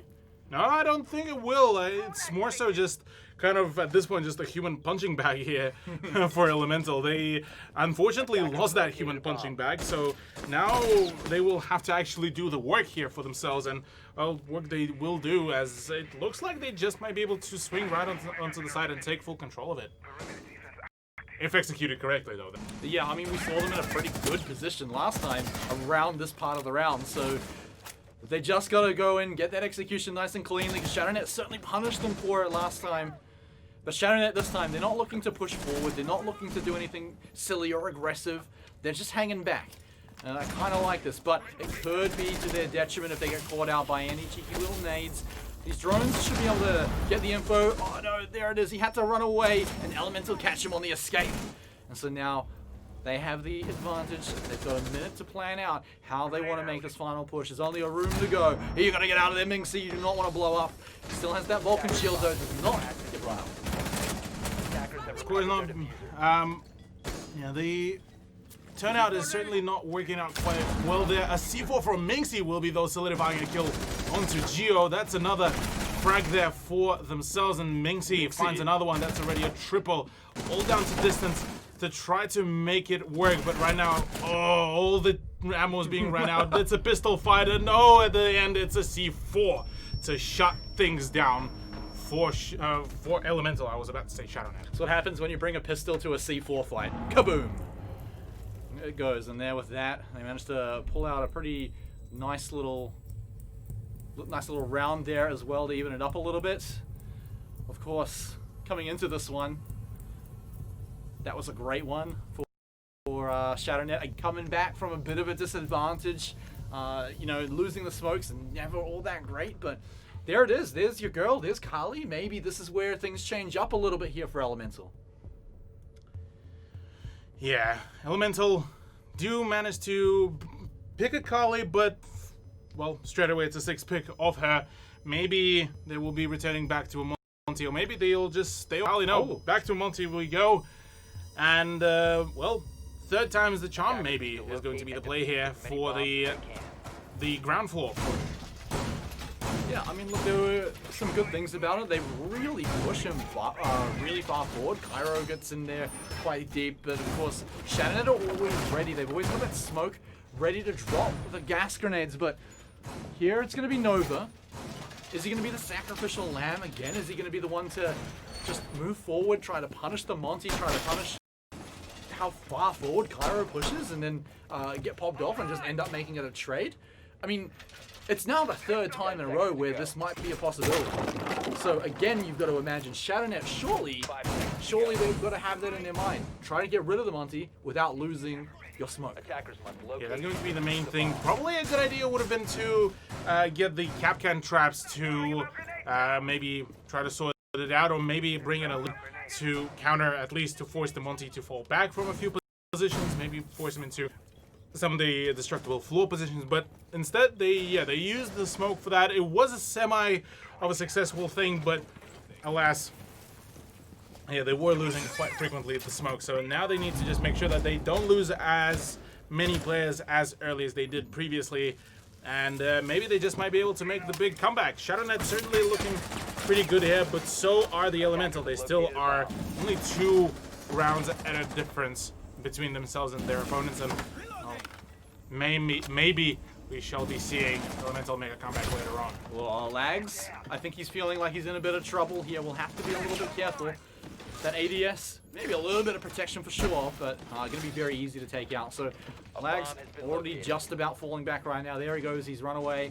Just going to leave that position. Now, do Elemental notice this yet? Do they push forward yet? They're still playing it out quite cautiously, but now they've started to move forward, clear the room, and they should be able to move on through the tunnel. Oh, okay, no, there it is. It's actually going to be distance to drop down first, and ShadowNet once more. Actually, I think for the first time, they get the first kill here without having anything traded back. Just a little bit of damage onto some of their operators, and so now Now they should be looking pretty strong here. I mean, they've come back from some of these rounds. Now they've got the lead. They got the lead indeed.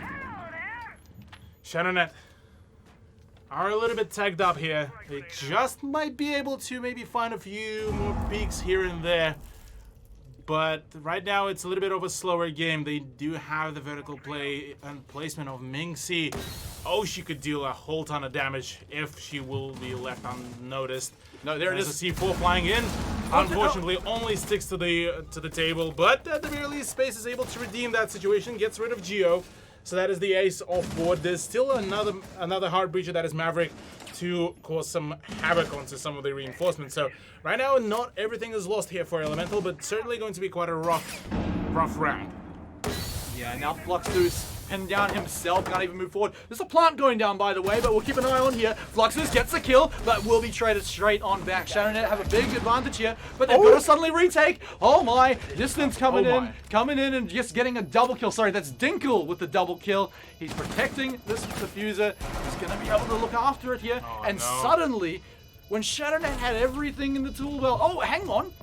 Now we're down to a 1v Base Prism. Not very healthy, but he's up against the mountain.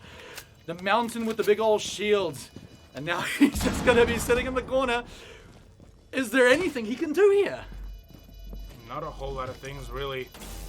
We're attempting to maybe get the play, but yeah, the toying over the mountain is certainly going to be there. Unfortunately, just can't do anything. 5 seconds remaining, and unfortunately, he just ran out of time to get the defuse.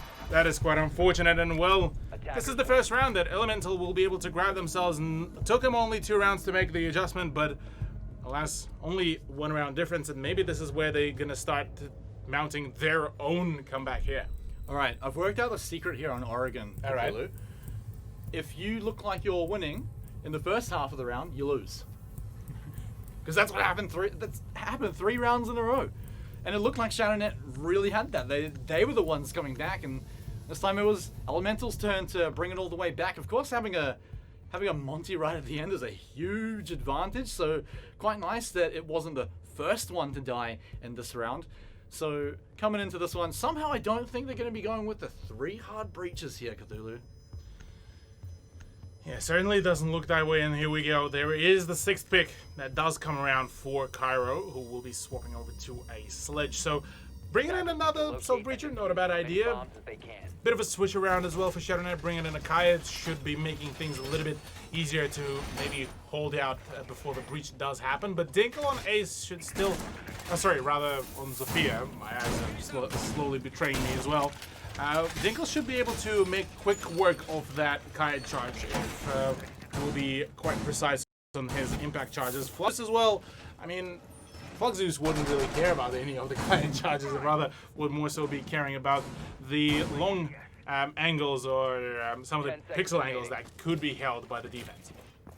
Yeah, you're just going to be careful when you're up there giving the wall a kiss and breaching it as that Maverick. So he'll be all right as long as he's just a little bit careful. So he's also got the diffuser in hand, so really wants to be careful for sure. So yeah, here we go. We're going to buff up the whole tunnel here, just like we always do for Shadownet. They've lost this position pretty consistently when they've been defending it pretty quickly. Of course, it doesn't always result in a round win for Elemental, but this time, of course, with the Kaid, like you mentioned, this one should last a little bit longer. There's nothing like a Kali or anything. So, and of course, Thatcher being banned means we got to get a little bit creative if we want to breach that wall.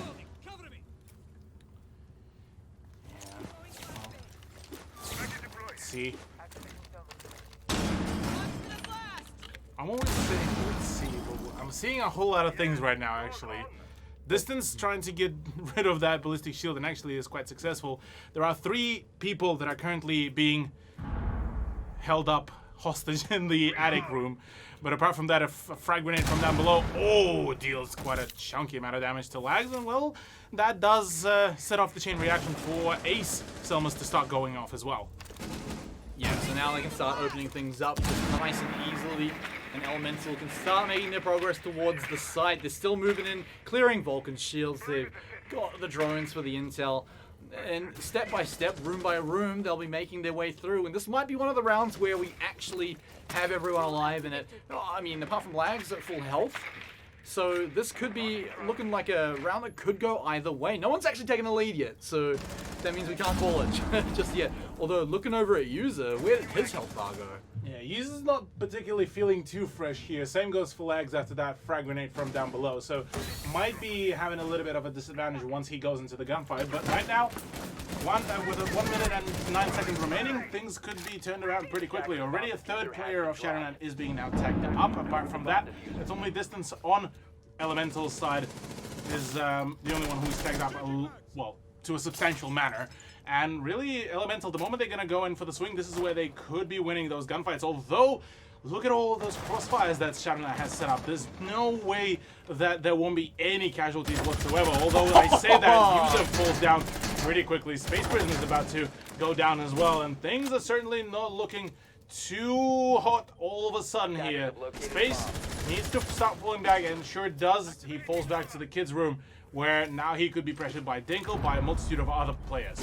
Tick-tock though, Cthulhu. Tick-tock as the clock goes down. 20 seconds left, but Elemental is still going. They're still getting these frags, and yet there's another one onto the Cayenne. Can two members ShadowNet get it done here? Can Minxie and Space Prism? Oh, maybe as Minxie picks up another one, they've only got to do it for another 10 seconds if this plant doesn't go down. Can they deny it? They don't deny it. It gets planted down, but they get another kill. The pistol gets pulled out, and Minxie, the queen, pulling out the save here on Oregon. Can she get it done here with Space Prism? No, Cairo will get one more. Onto Space Prism. Now he's got to get the captain. Now he's got to get Minxie. And Minxie has 25 seconds to find a way to stop this. Does he sit back? Does he hold on and play Ring Around the Rosie to try and run down that clock? He's got the... It's close enough that he could. He could do that, as he sure does it. And, well, ShadowNet won't be calling the Yas Queen just yet. As unfortunate as it is for ShadowNet, it was a very good return by Cairo, as he was able to clutch it out in 1v2 situation in a post plan. Yeah, I mean, when it's in a situation like that and you've got the plant going down and you're finding kills during the plant, that's the best time to find the kills, of course, because obviously one person's sitting there fiddling around with the wires, getting electrical messed up. Luckily, there's no vents and no imposter to come out and kill you, but there is an enemy team. And so with that, that's always the best time to find the kills, but it seems like they were just able to turn it around anyway. So close for Minxie to pull it back. A very glorious attempt, but, well, Elemental shut the door on that one. And so now we turn it around. Elemental evening things up here. This one, I mean, maybe we didn't get overtime on map number 1, but here on Oregon, we might go all the way if things keep looking like this. Sure does. Well, still a little bit early maybe to call some of the closer plays, because right now this has been a bit of a similar kind of time what Skyfire and Rufflecopter did, where they first gotten 2 rounds each and then they managed to give away 2 rounds. So it was kind of almost a bit of a repetition maybe of the history here. But if history does repeat itself, this looks like maybe Elemental could make a big return here. Maybe they would be able to run away with a 2-0, but a whole lot of maybes. Nothing is yet too certain. I mean, remember, Cthulhu, I made that fun rule about, you know, if you're winning the round, you're going to be the team that loses. Because Elemental were winning the rounds that they've lost. Now they've just won a round that they were winning, which is, that was a fun sentence to say, but now it feels like they're getting it done. But let's focus on this situation right here. We've seen it before. That gas grenade, a little awkward, but he's got a little cubby hole, and he gets to hide. But I mean, look, he's lost 2 teammates already.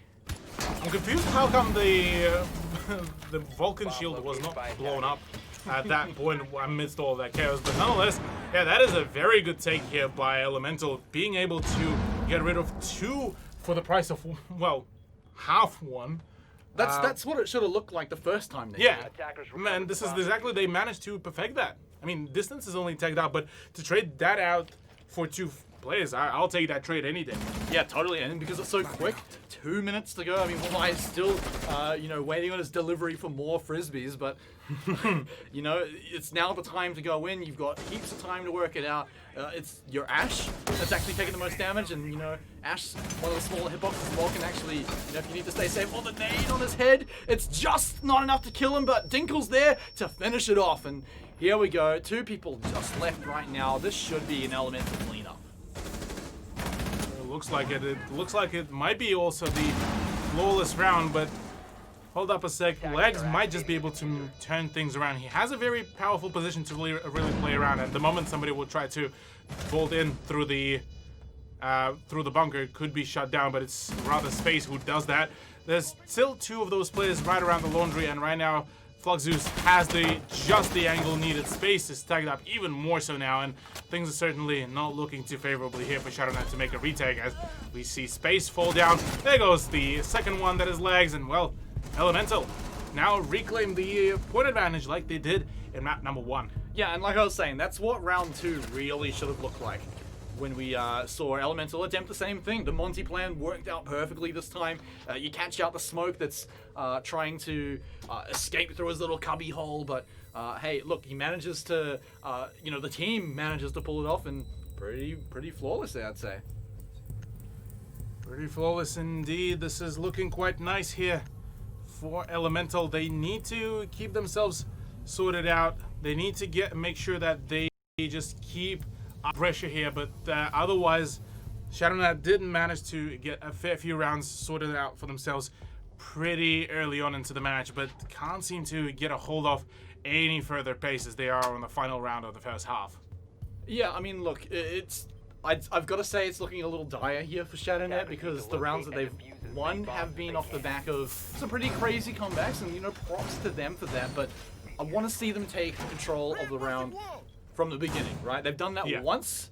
They did throw it away, or Elemental came back and take it away from them. But ShadowNet, I want to see them pull off an advantage from the start. This is going to be their last chance to do it on this half as well. So I want to see them just get an entry kill, stop, the first push, stop the breach, and maybe find a way to get it done. 10 seconds remaining. 5 seconds. Yeah, well, right now, ShadowNet will get the final chance to really even out the scoreline, but things definitely were a little bit looking dicey here on a fair few occasions there. So, look, maybe they will be able to even out the scoreline. Maybe Elemental will return to the 4-2 scoreline like they did on Cafe, but things definitely looked a little bit off there for themselves. One thing I gotta say though is that Elemental have certainly made this map theirs, right? They come in, they show, hey look, we've got these strategies, they look really great. Sometimes they kind of slip up a little bit, and ShadowNet pull up the round under our feet, but other than that, they've got solid plans, and they go in, and that's what it looks like on the last round when it executes perfectly. But now coming into this one, nothing super crazy. There's no Monties coming out this time. It's just back to standard. You got Cairo on the sledge again, so this is still something that ShadowNet should be prepped for, should be ready for. Well, we'll have to see if they are going to be prepared for it in a short moment, because right now Elemental are doing quite literally the same thing that they've been doing over and over again for the past, at this point, 6 rounds. I mean, I'm okay with that because their openings have been fine. Yeah, their openings have been almost pitch perfect. They were barely losing anyone really, and it's more so just ShadowNet kind of almost repeating the same issue that what Rofocopter were doing back at the clubhouse. They give away too much ground without contesting in any shape or form, whereas Elemental were doing everything in their power to slow down at every meter of the map. All right, well this time, Space hanging out of the tunnel, waiting around to see how much time he can buy, but he's gonna say hello to that frag grenade, but it's only going to do not even a quarter of his health bar, so that's all right. He's actually going to be able to sit right there. He's still got all his magnets. He's still going to be able to protect himself perfectly well, but here we go. This is the opening I want to see from ShadowNet. Yeah, with Cairo off the board, this is going to be limiting the amount of breaching that can be done here by Elemental, and this could very much set up ShadowNet for the victory here, the one that they need very much. But apart from that, the breach, well, will be happening into the attic, and right now, Distance could get a really nice long angle. Sure does. That's User off the board. There's still Space, I believe, sitting around the attic, but will be forced out of his position, out of his comfort zone more so, as he did fall to the kids' room. So overall, Elemental did manage to take control, a very confident control, I might add, over a hefty amount of sight. Yeah, all the positions for Elemental feel very comfortable again. Then you look at the health bars for ShadowNet. One of them just dropping entirely as they pick up yet another one. So Elemental, once more, they swing back, but here comes Lags. You can never count this man out until you put a bullet in his skull just like that. So still a 2v2. This is where maybe ShadowNet can bring this one back, but nope.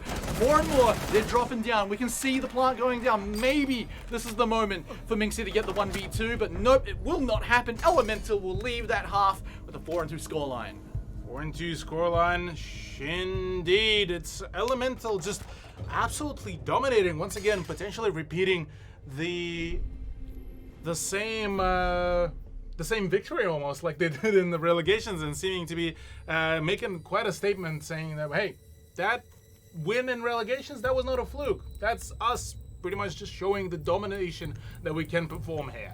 Yeah, and I'm really impressed by their performance here in Oregon. Obviously, they've dropped 2 rounds, but we've already said that the openings on those were fine.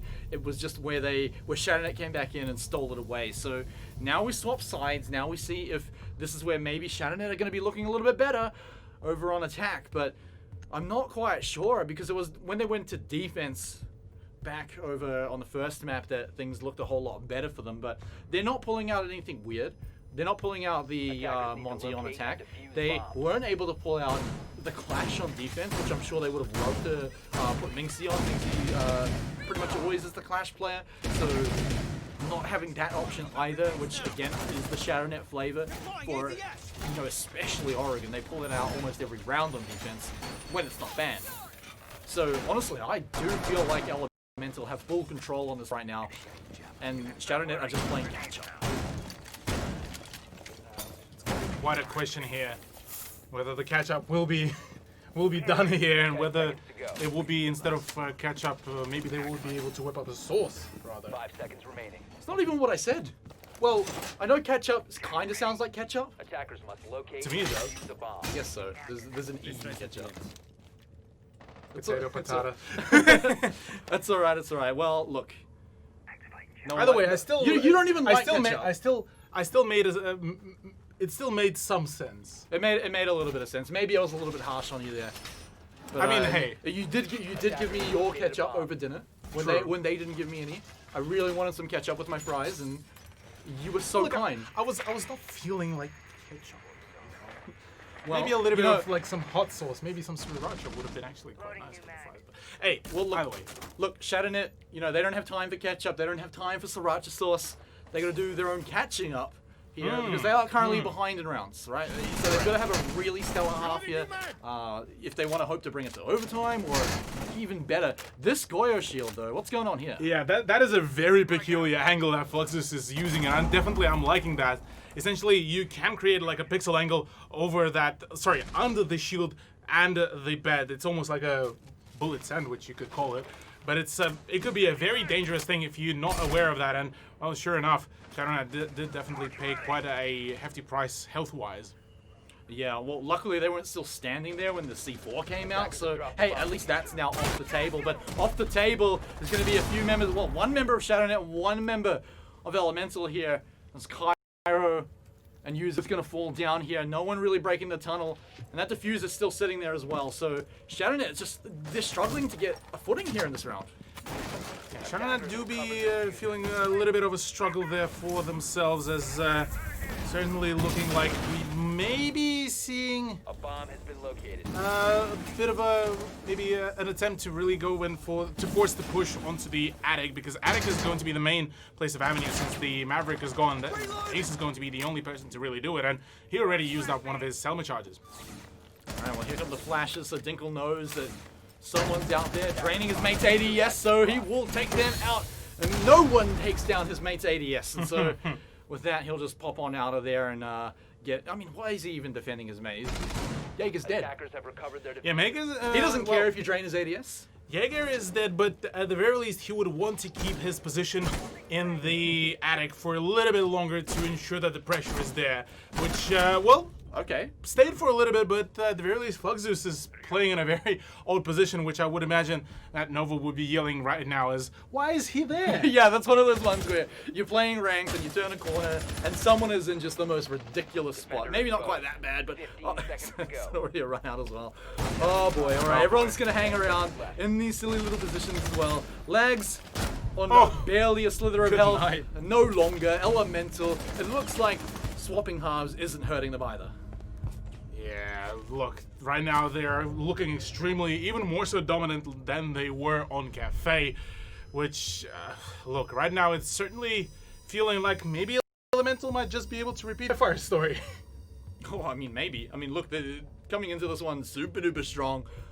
It doesn't look like they're slowing down at all on defense. It's been 5 rounds in a row, Cthulhu. They haven't lost anything since the very first 2 rounds, and ShadowNet, Yeah, 5-round streak, actually. Yeah, that's a good point.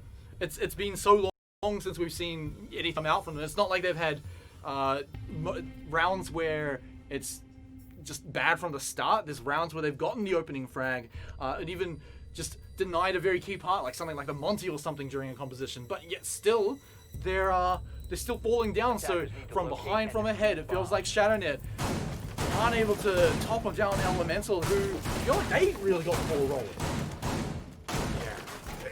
It looks like ShadowNet had all of their confidence kind of forced on Cafe, where they went for the swings. They were able to kind of swing back at Elemental on a few occasions. Here in Oregon, it almost feels like they are just coming in completely unprepared. And maybe their whole kind of, maybe they're feeling out of breath. Maybe it's the morale issue. We won't know for a fact unless we will be talking to the players. But yeah, apart from that, really, it's. Look, it's a difficult task here right now for ShadowNet to return from such a large deficit of 3 rounds after being pretty much, well, It's been ages. they've been on a loss streak for quite a while, yeah. Yeah, it's been ages since really getting any kind of comfortability at all. And it's always rough to do it on attack as well, because you got to go in quite blind. The defenders are always going to have a little bit of an advantage with their positioning, and it feels like that's where Elemental are really catching out a lot of ShadowNet, and so they just have to go in to this dangerous situation. Now we're into the basement as well. This is where, Elemental had a great plan, and so it was very one-dimensional. They knew exactly what to do, how to adjust if things go a little badly. But here, for ShadowNet, well, this is looking like more of a round, and just forced back by the enemy Vulcan Shield Flames, and even taking a shot or 2 as well. So they lose a little bit of health. Not the end of the world, and you get the Vulcan Shield down too. Curious as to why is Elemental not reinforcing that bit of wall, because that could have been a very quick and easy way to drain some of the utility that ShadowNet are bringing in. Not only either users, blowtorch canisters, you could also use one of those Selmas, but right now, neither of this is actually happening right now. It's a bit of a stalemate as ShadowNet are going for a little bit of a drone out and maybe hoping that they could catch a few of the attackers off guard. Pushes. And they got the drone just before it could read as well, so now ShadowNet, we talked about going in blinds. Well, at least they have all 5 members and at least they've all got full health. We've seen that this isn't something that secures a round for Element before. At ShadowNet, they've lost with the lead, they've lost from behind, so it's been a while since they've managed to pull it off, but here we go. Cairo on the hunt. Yeah, Cairo on the hunt is certainly there. Whoa, does manage to actually hunt down user. Lags, meanwhile, does manage to trade out one of the players, but oh, another swing by Geo. He does not forgive at all, and there is the reclaim of the bunker once again. Now it's all down to the 2 players by the pillars, that is Minxie and Space, to try to get their mojo back, get the momentum. There is a frag, but straight away I trade out, and well, there it is. Quick and easy shutdown. Elemental on a 6-round streak, taking fattest dubs right now ever since their win on Cafe, and it is just completely mind-blowing how ShadowNet are being shut down on each one of the steps that they are attempting to take, and to no real closure for them. Yeah, and this is rough as well because it's their first round. You really want to come in, get the first round, and at least draw. You don't want to go down 0-2. Of course, we're not quite there just yet, but ShadowNet must be feeling the pressure right now. They are staring down 4 rounds in a row where any of them, if they lose, they drop the series 0-2. And that, it's not like losing to Ferox or, Skyfire or something, right? Where you can say, okay, well, they're top of the table. We can take that. This is someone they should be beating. Attackers Yes. need to locate Yeah, and this is defuse definitely a bomb. team that should be matching with ShadowNet pretty well, but unfortunately, ShadowNet right now, they either getting tired a little bit, maybe they just weren't prepared for the way how Elemental are playing. Because right now, I gotta say, Elemental are playing in that kind of semi-organized, semi-unpredictable manner where you're expecting them to just stick around for just mainly on site, and then all of a sudden you can see Elemental players just going for a hunt whilst being on defense, and rather making the attackers to be the hunted rather than the hunters. Okay, well, match 5 seconds point left. for Elemental. We talked about the pressure ShadowNet might be feeling. Well, Elemental must be feeling fantastic, right? They've got this series essentially in the bag. It's just one more round they've got to go. I'll try not to cast a curse, you guys, but jumping into this one here, look, Elemental, they've been happy to sit down and anchor. They've been happy to have one person running out and roaming a whole lot. So ShadowNet, again, they've got to go in here and make sure they don't drop anyone. Remember, it's been disastrous if Elemental get even one pick off the start. Yeah. For Elemental right now, this is going to be, well, actually, for ShadowNet, it's going to be a do or die. For Elemental, they're feeling quite pretty and quite confident right now in their plays. They're ready to grab, and they're ready to actually position themselves on first on the leaderboard as well. I mean, hang on.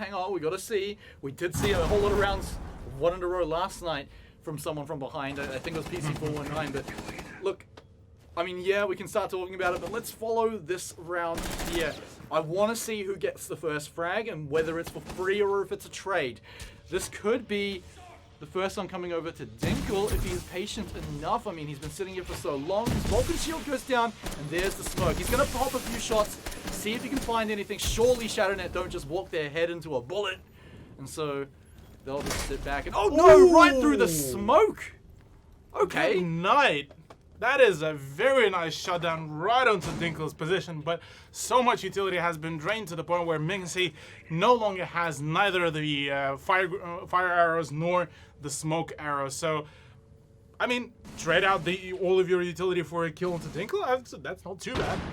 Oh yeah, totally. I mean, look, that's what we were looking for to see how it's going to go, but that's the next kill, but it's traded back, which is exactly what Elemental were hoping for. So now they can sit back again with the numbers advantage, and again that ball keeps rolling, Cthulhu. They're just going to march on into that 2-0 victory, but for now, they've got to clean up lags, and they've got to clean up user as well. These guys, maybe they can pull something off. They've actually had, comparatively to the rest of the team, some pretty good rounds and actually some really good moments. So maybe the 2v4 happens. I'm certainly not counting them out just yet, but ever since they've been winning rounds, Elemental have felt in complete control. Yeah. If this is going to be the final round, Elemental will be able to flex really hard on ShadowNet for being able to pull a comeback and a 7-round run for them after the first 2 initial losses. So yeah, this is already ramping up like a pretty good push, well, rather hold for Elemental, and not as much of a good push for ShadowNet, as already a whole lot of damage being dealt by a UMP out of all the guns. And well, the final man push that is user trying to get into a gunfight, but to no avail, is distance to close it out with a UMP, the worst gun in the game, and Elemental catch the dub 2-0. 2-0 Cthulhu.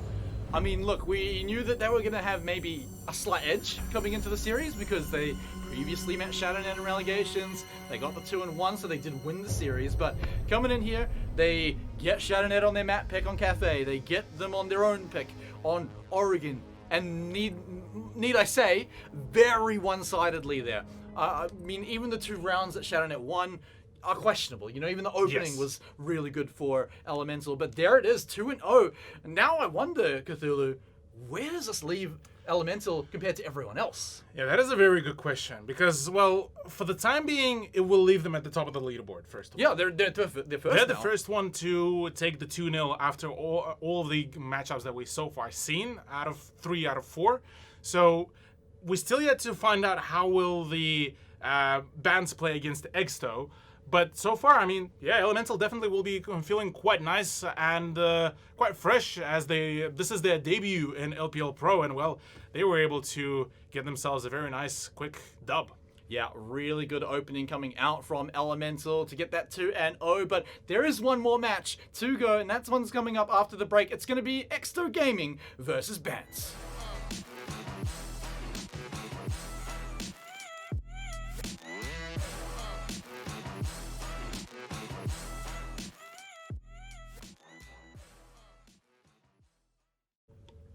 Welcome back, everyone. We're still here for Rainbow Six Siege. It's LPL Pro, it's Season 3, and it's your boys, it's Smite and Cthulhu. What on earth is he doing? I don't know, guys. Someone answer me. But look, we're back. We just saw a pretty fun match. I mean, a 2-0 by Elemental for the first time in LPL Pro. I mean, against ShadowNet, pretty sick to come in here and just demolish. Yeah, no, Elemental just absolutely showed that they had a very dominant game. They were here to win. They were here to get into the top 4 position. And look, they done that very thing at the very least for the first week. They just managed to secure themselves that first spot, which will be still contested by the 2 teams that will be playing out next. But look, I mean, overall, gotta say, mad props to Elemental and their prep.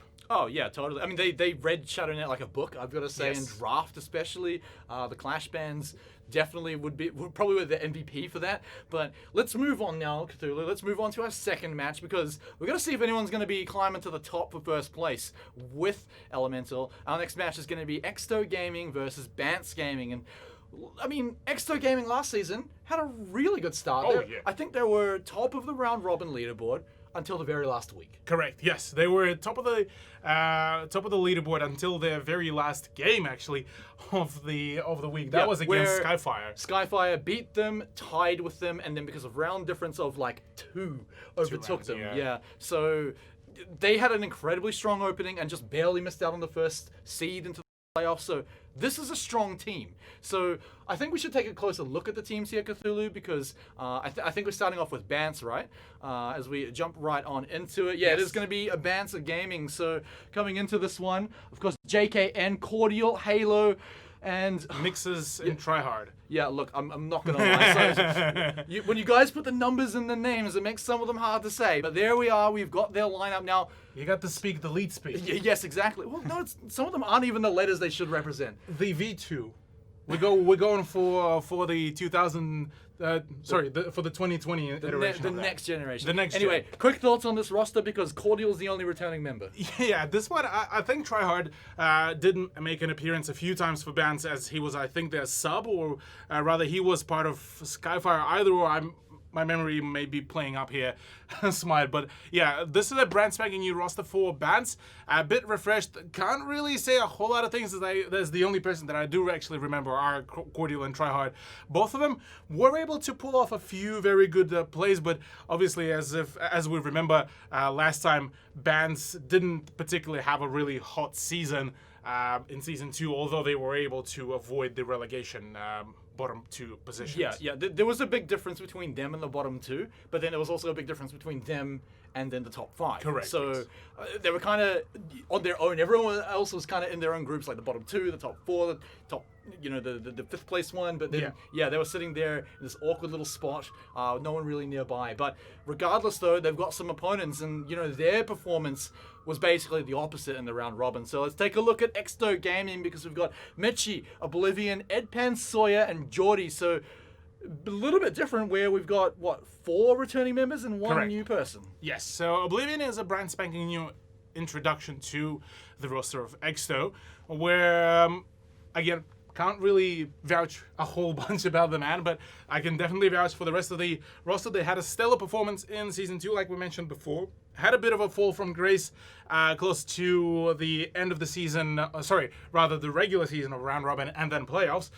But overall, I mean, gotta give it to them. They are still a very scary roster to play with and, or rather play against. And could be a very quick game, or maybe Bance, after being a little bit refreshed, could really take it to a few overtimes, like we saw with Ferox versus PC419. Oh yeah, I mean, look, it's going to be a bit of a story of, you know, who's coming back. Is it Bance with a vengeance, or is it Exto to come back and take away the glory of first place after playoffs? But on more of an individual level here, let's take a look more at of an intimate. Yeah, look, a little more of a romantic matchup here as we jump into the key player matchup. Maybe it won't be so romantic a few rounds in, but it's Cordial and Sawyer. So, Cordial being the returning player from Bance, how does he match up against Sawyer? I gotta say, both of them could be on an even basis, at least fragging-wise. Those two players can certainly get fragging and get to scoring for their teams, but it's rather going to be more so of a question of how would both of these rosters be able to perform, how would they be able to get their coordination down pat, and whether they will be able to really outsmart their opponents. Because it's a big thing coming into a new season with basically a new roster. Luckily for Exto, you know, they can rely on the fact they played together, you know, 4 out of 5 players. They're bringing in one new person. And so with that, I mean, look, maybe Exto should be looking like the favorites here. Maybe they should be looking like even the favorites to get it to an O. Could be. But who knows? New season and new me, so maybe they'll be able to pull it out. But Cthulhu, let's take a look at one last thing. It's going to be the maps to see where we're going to be playing. So let's take a look at that. It's going to be Cafe Dostoyevsky first, and then we're going to be going over to Oregon. And so let's talk about Cafe. Well, that was the first map of the first series of the day. Correct, yes. Cafe was one of the... actually, pardon. I don't think it is Cafe Hang on a Oregon. second. Hang on a second. Wait a minute. Yeah. It's Hold ShadowNet and Elemental. We'll skip out on that. It's actually a matter of fact, well, we still get to see Cafe no matter what. It is the... So it is Cafe? Yeah, it is Cafe. First map is Cafe for Bance. But rather for the second map, it is going to be Coastline that will be picked by Exto. So Exto did actually pretty well on their Coastline picks previously, so it's... not as bad of a pick for them, and hey, maybe we might be seeing some very clean sweeps there, but we'll have to get to Coastline later on. For the time being, it is rather more so of a question of how will Cafe really come around, because not only Bance, like we mentioned before, are coming in with a new lineup to really talk about, they also could be having that small element of surprise here against Exto, because Exto have the coordination, they have the experience, Bance have the unpredictability. Yeah, not to mention you've got like a whole season of Exto to go back and look at the VODs for. You know how they're going to be able to, you know, how they work on a lot of the maps.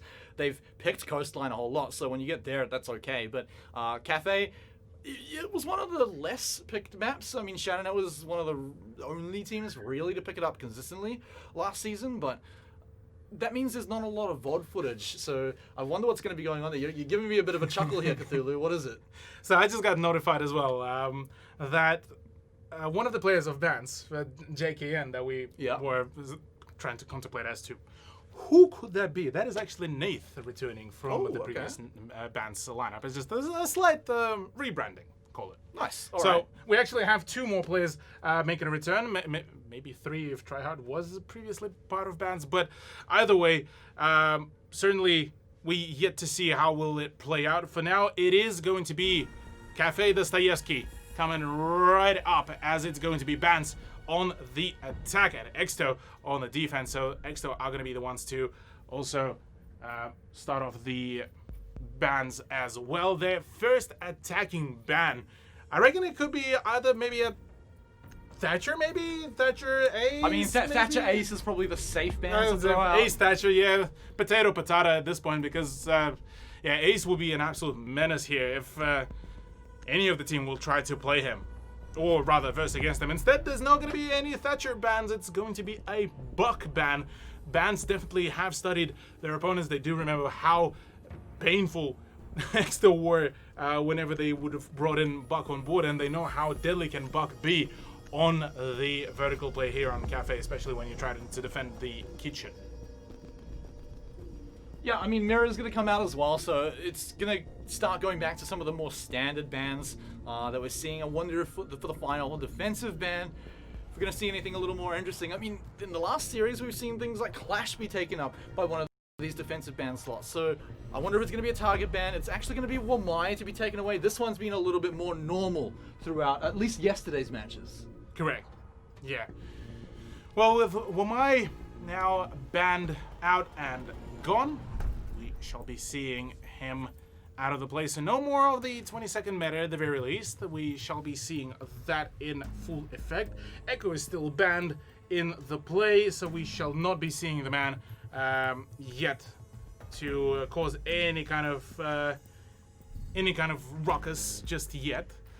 And well, Bar and Cocktail Lounge will be brought on board for the defense of Exto. And funnily enough, actually, I believe we have slight changes to the lineup as well. We do have Mitchie and Dark make the appearance, given that Edpan, I believe, as of recently made a switch to maybe a different lineup, or maybe he's just not feeling it tonight. Who knows?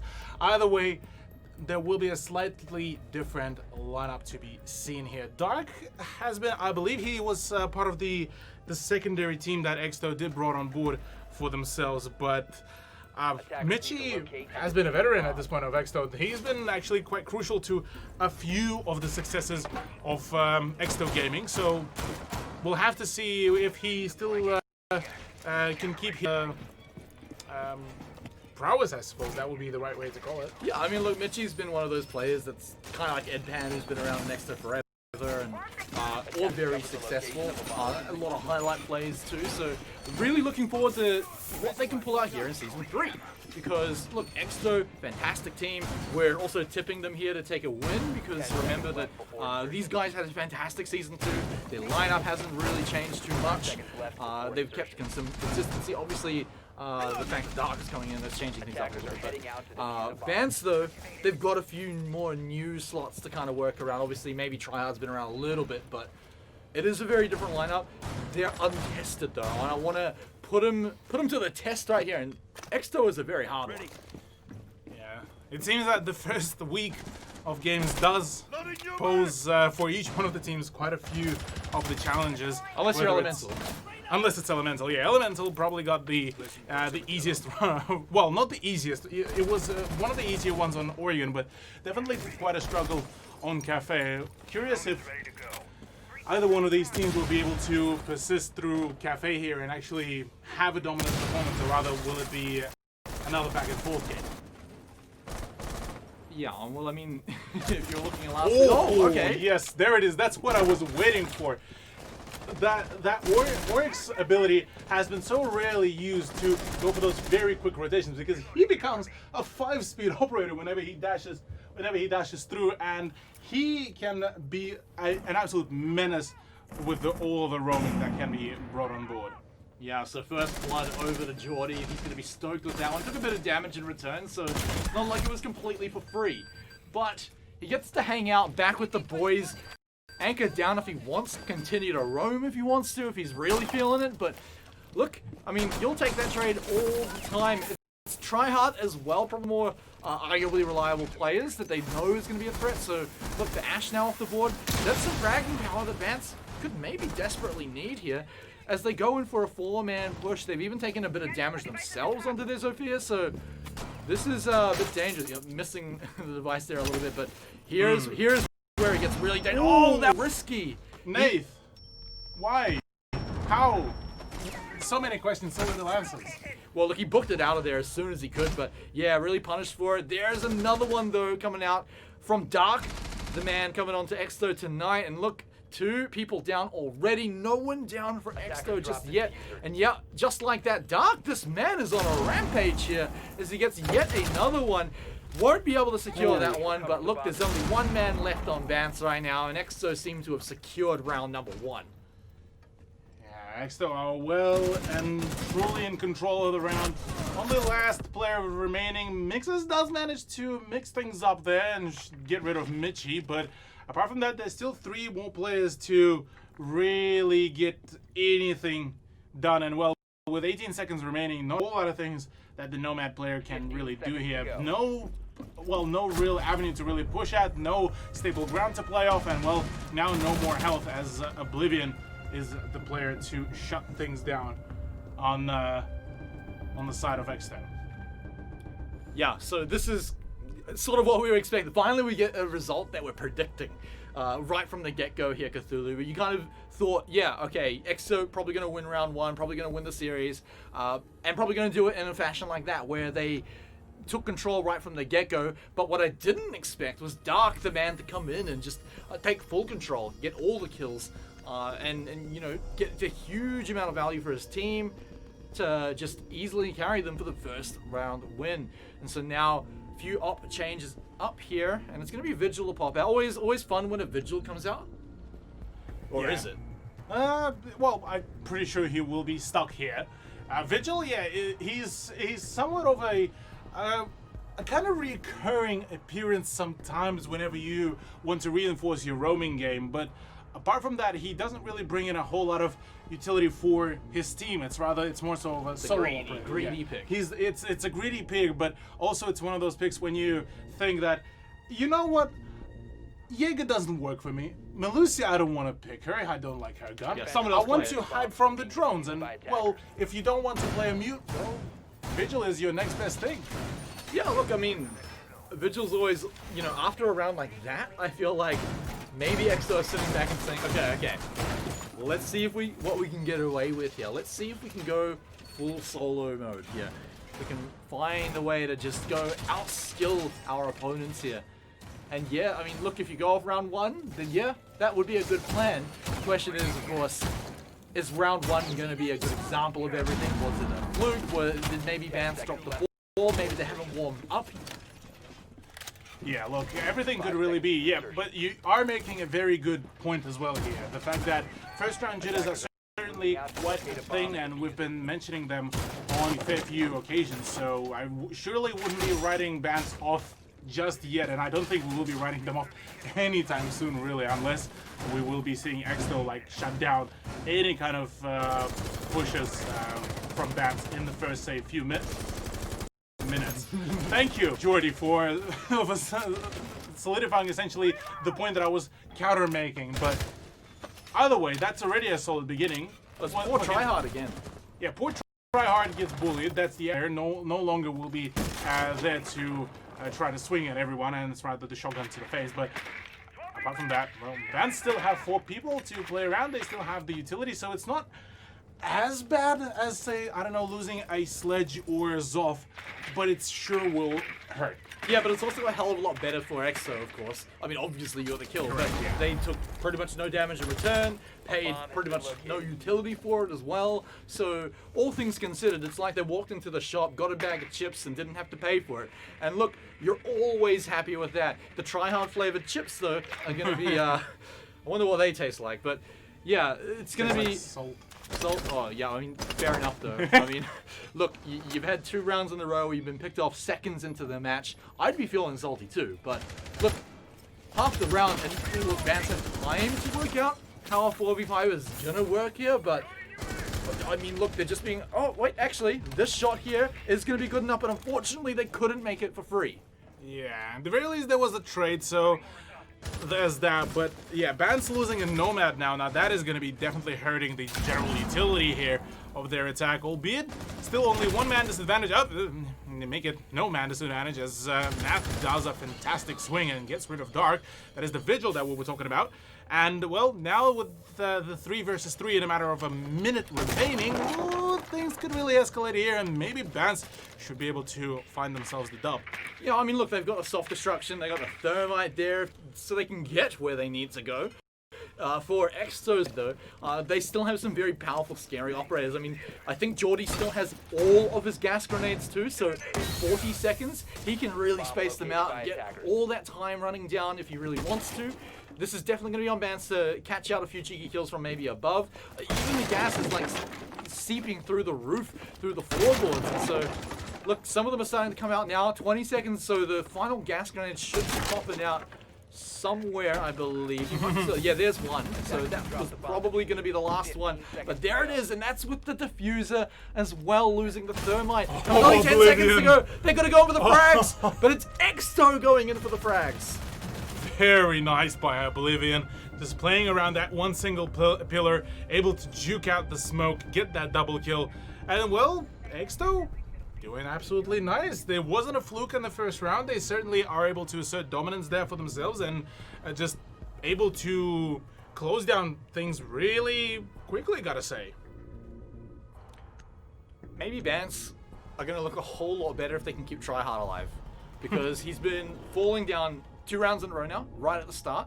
And so, I mean, props to Exto for finding those picks. I mean, they're probably just looking for anyone they can get. But yeah, look, I feel like we're going to see Vance be a little more careful. Certainly not going to fall for any spawn peaks at all.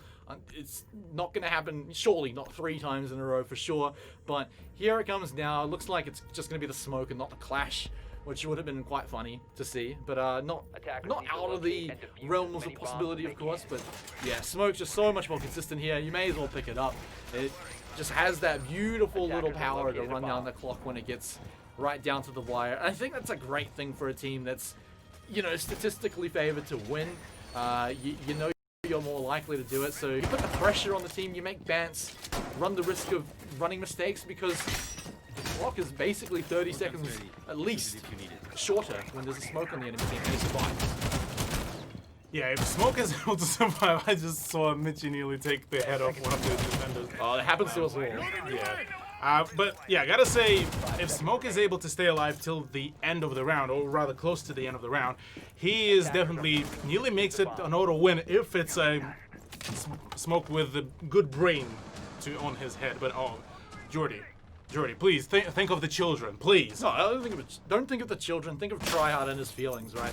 This time, though, Mance are going to be onto it. They're going to say, no, none of that. Let's stop that and just move into the round with a 5v5. Now, Tryhard's made it this far before, but look at how far out he is. He's definitely going to be droning the windows, definitely going to be not anywhere near them, not be risking anything for now. And I don't blame the man, for sure. So once more, it's on Exto to see if they can win with a proper 5v5. I think so far. But Vance, look, I'm always happy to see some surprises. Attackers have located a bomb. I'll have to have a look if any changes can be made here by Vance, because right now they're still staying all healthy. Tryhard didn't die in the first minute. Well, could have been Nate that could have gone down, but for now it seems like a much better coordination from Vance. They're not losing too early some of their players and rather trying to go in for some of the rather more confident fights, because we've been talking about this before as well. If you don't have the confident gunfights, you are going to lose them no matter what. And it looks like the first lost gunfight's going to come out. Do they get out? No, they do make it a trade. So Vance, do not just give one away for free this time, and even a little bit of damage is traded back and forth as well. They're actually getting some pretty sweet positions as well above the site. They've opened up hatches. They're starting to open up the floors. This is looking pretty good for Vance on their position, at least above the site, to flush the defenders out. But of course, we've got Sawyer here. He's hanging out behind the bar. Does he find anything? In the background, though, we do get yet another kill over there for Exto, and so it looks like this one's once more slipping out of the hands of Vance, and they're sticking together, and they have to right now because they can't afford to take any fights that they lose anyone. They need to do better than just trading back.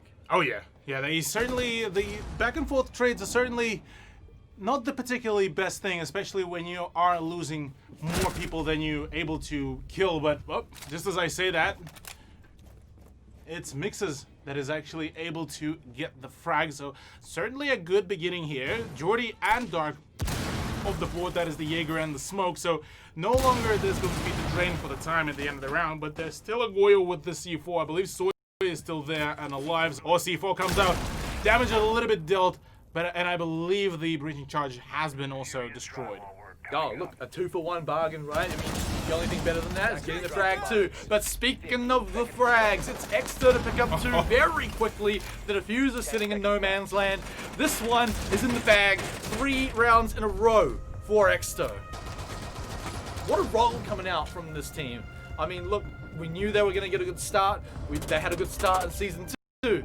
And this start is looking no different. Yeah, look, Exto certainly are pulling away with some of those plays. They are able to keep up the plays, the numbers. So certainly working quite nice for themselves. So maybe further down the line we just might be able to see Vance make a return. But yeah, right now this is looking like the similar Exto that we saw in Season 2. Yeah, I mean, look, powerful team. we're not really too surprised. It's already been 3 rounds in a row, so already, at least, at the very worst, it's an acceptable half. Bance, though, they gotta be feeling the burn here. They gotta be worried a little bit because things are very quickly slipping out of their control.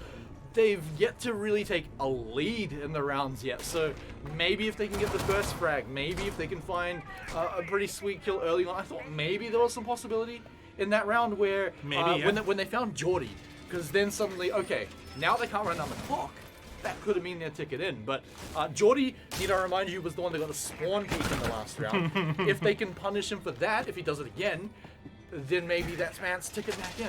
I don't think Geordie will actually go for the spawn peak this time, given that now he's been punished. Now fans are kind of more or less prepared for this to happen, and possibly we'll be seeing a bit more of a reserve play. But I mean, again, a pick of orcs here for Geordie will be meaning that he might just be still sitting around, say, the shop area, and may just try to very quickly rotate over to the freezer. But time will tell, I suppose.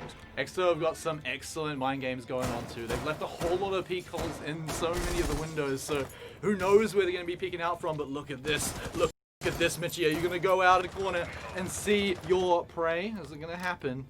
Looks like he's just going to play it a little cautiously. They've climbed up onto the roof now, so it's too late anyway. But he had that C4 in his hand. He was keen. He was ready. But maybe a little bit more reserved this round. You don't need to go out for plays like that when you're 3 rounds ahead.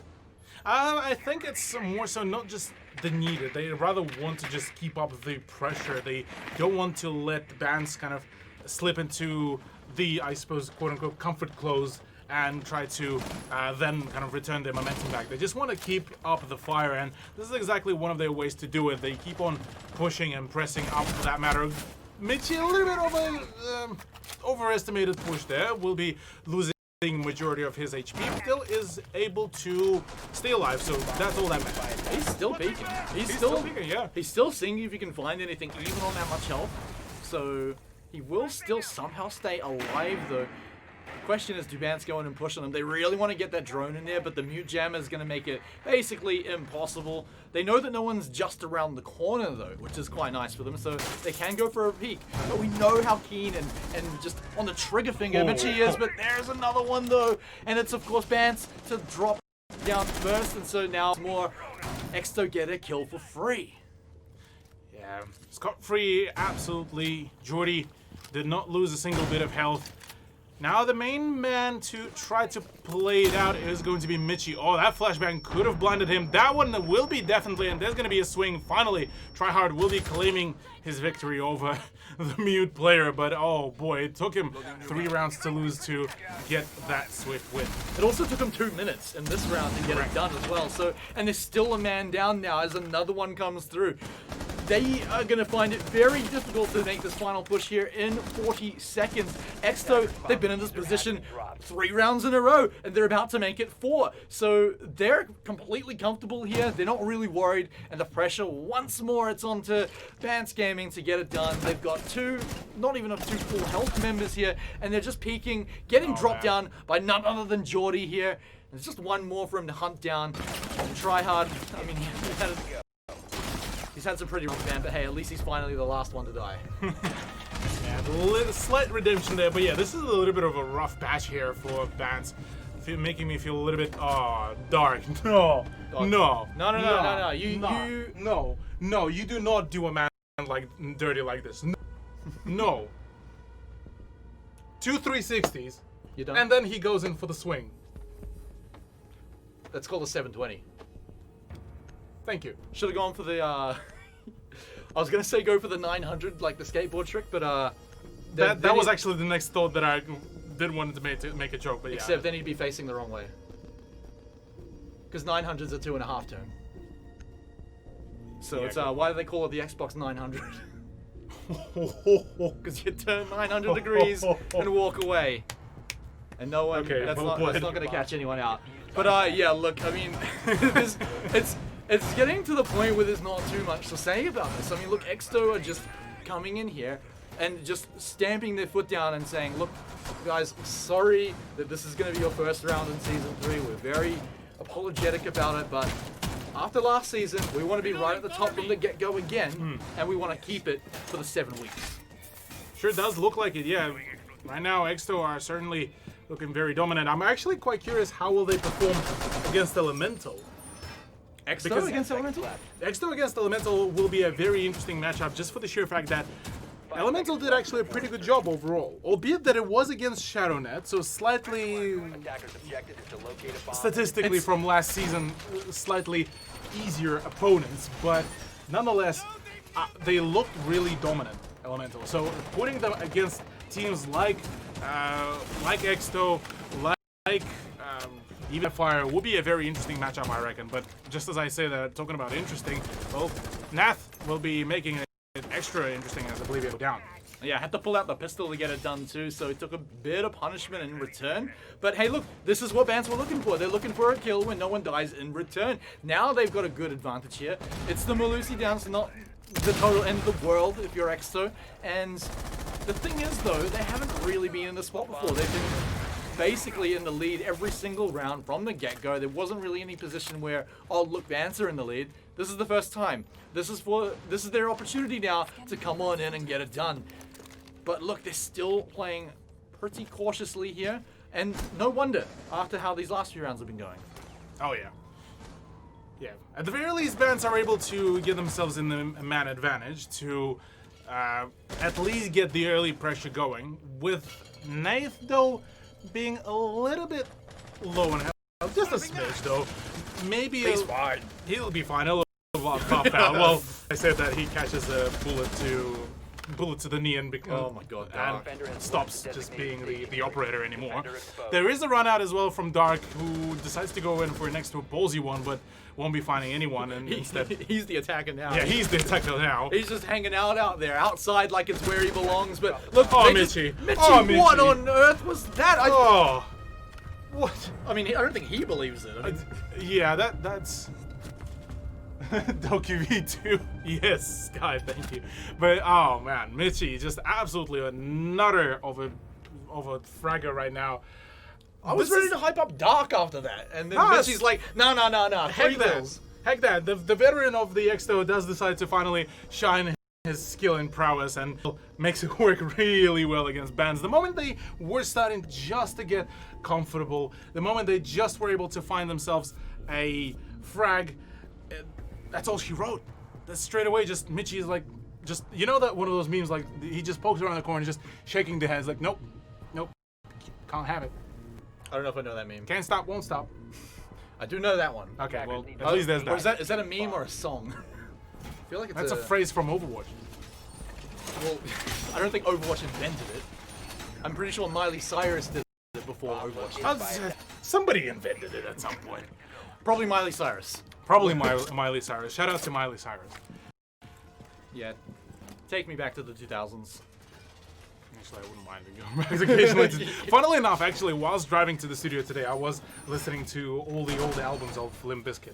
Oh, Getting you myself all hyped up. setting up the, what was it, the Bangers for Boomers? 10 seconds to insertion. Oh, okay. All right. 5 seconds All right. to insertion. For context, he showed me a playlist called, what was it, a CD? It was a CD of JB Hi-Fi that was quite literally called, hang on, I'll even pull up the picture. Magic Bangers for Boomers. 40 feel-good greatest hits of all time. So, guys, if, oh, hang on though, because, Talking about yeah, bangers. Let's just hold off on that, you know, Yeah. Cthulhu for your Boogie, the album. All but right. Bands for their birthday have got another kill. This time it's on the Geordie, and I love it. I love it because that is the smoke, and you want to get that one out first. Yeah, Jordy has been almost asking for the tap to the head from the very beginning. At the very least, Soy is able to make a refrag, so doesn't go unpunished, or rather without any revenge. So with Nath off the board, IQ is gone now. That is quite a hefty trade-off, albeit for both sides, they will be hurting on that utility pretty soon, or at the very least, rather there won't be any vertical disposal of the utility. Oh man, IQ would have been so nice to push in for the final push to get the with drones. Because now you got to worry about Mozzie, the pests everywhere. You can't find them. Of course, ADS, they're usually pretty easy to find. But yeah, pretty annoying to lose that one. But still a 4v4, still absolutely doable here for Bance. They definitely do not want to send Exo to match point without a single round just yet. They don't want to leave this half 6-0. And so with that, they'll be seeing if they can find any picks, anything through the wall even, from the Thermite here. Thermite is trying all his hardest to hit a nutty pre-fire through the wall, but unfortunately there's going to be no presence up in the train nor the machinery.